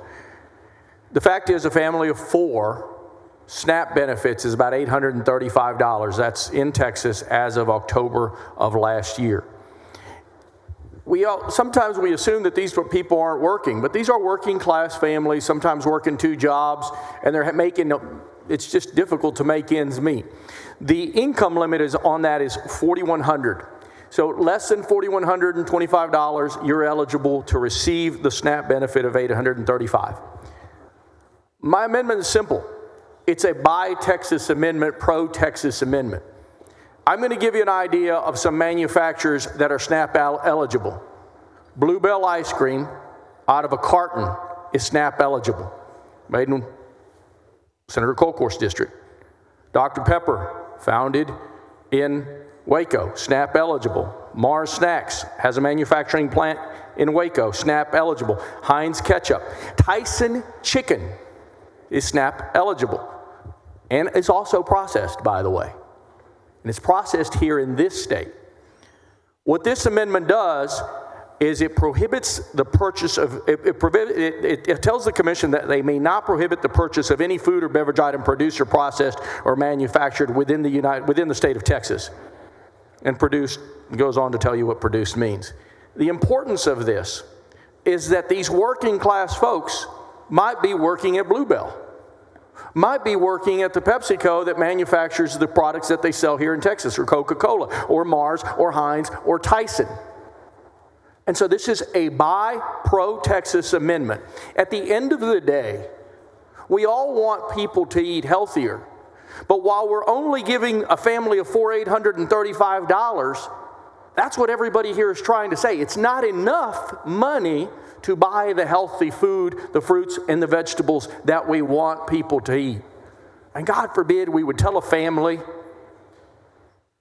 mom and dad that's working 2 jobs, God forbid that they can't tell their little boy that got straight A's, he can't have a little pint of Bluebell ice cream. And so that's what this amendment does. It protects products that are produced and processed, manufactured here within the state of Texas, so we're not harming our farmers, our ranchers, our producers of Bluebell ice cream and Dr. Pepper and everything that we hold dear. Senator Middleton on the amendment. Thank you, Senator Gutierrez. I know you're a pro-Texas farmer. Senator, we've had conversations on that. Bluebell's not prohibited under this request for a waiver, by the way, so they may add that, actually, the USDA. I don't know. It's up to them.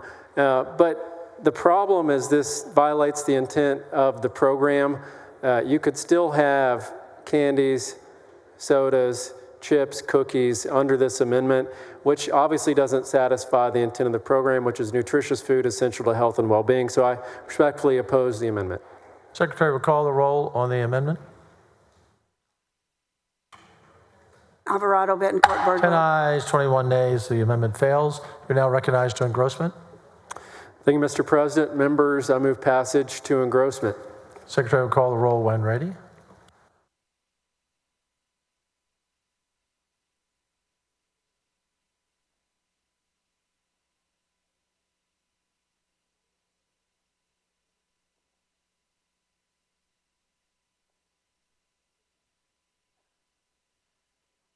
Alvarado, Bettencourt, Birdwell. 22 ayes and 8 nays. The bill passed to engrossment. Do you want to find 2 friends?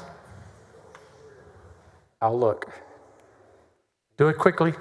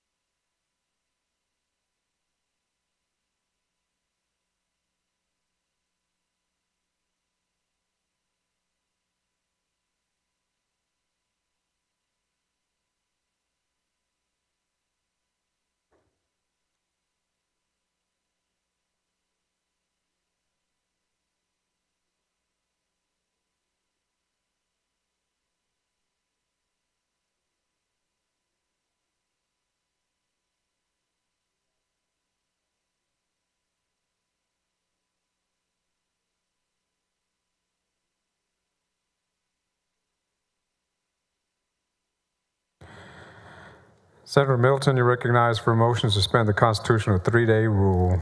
Thank you, Mr. President. So move. Senator Middleton moves suspension of the 3-day rule. Secretary will call the roll. Alvarado, Betancourt, Birdwell, Blanco, Campbell. 24 ayes, 6 nays. The rules are suspended. Chair lays out on third reading and final passage of Senate Bill 379. Secretary, read the caption. Senate Bill 379 relating to prohibiting the purchase of certain food and drink items under the Supplemental Nutrition Assistance Program. Senator Middleton, you're recognized for a motion. Thank you, Mr. President. Members, let's make Texas healthy again. I move final passage on SB 379. Senator Middleton moves final passage of Senate Bill 379. The Secretary will call the roll. Alvarado, Betancourt, Birdwell, Blanco, Campbell. 22 ayes, 8 nays. The bill is finally passed. Congratulations.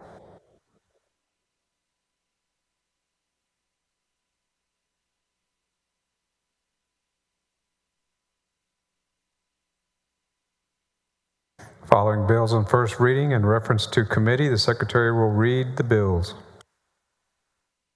Senate Bill 2623 by Creighton relating to establishment and enforcement of school safety zones to education K through 16. Senate Bill 2624 by Creighton relating to the provision of services for individuals experiencing homelessness at certain locations to education K through 16. The President's desk is clear. Are there any announcements? Senator Huffman, you're recognized. Mr. President, members, I move to suspend the 24-hour posting rule in accordance with Senate Rules 11.10 and 11.18, so the Senate Committee on Finance can meet today, March 31st, 2025, in 2E9, the Senate Press Room, immediately upon adjournment to consider pending business. I move suspension.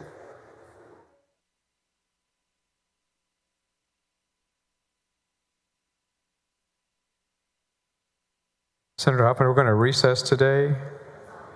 So, is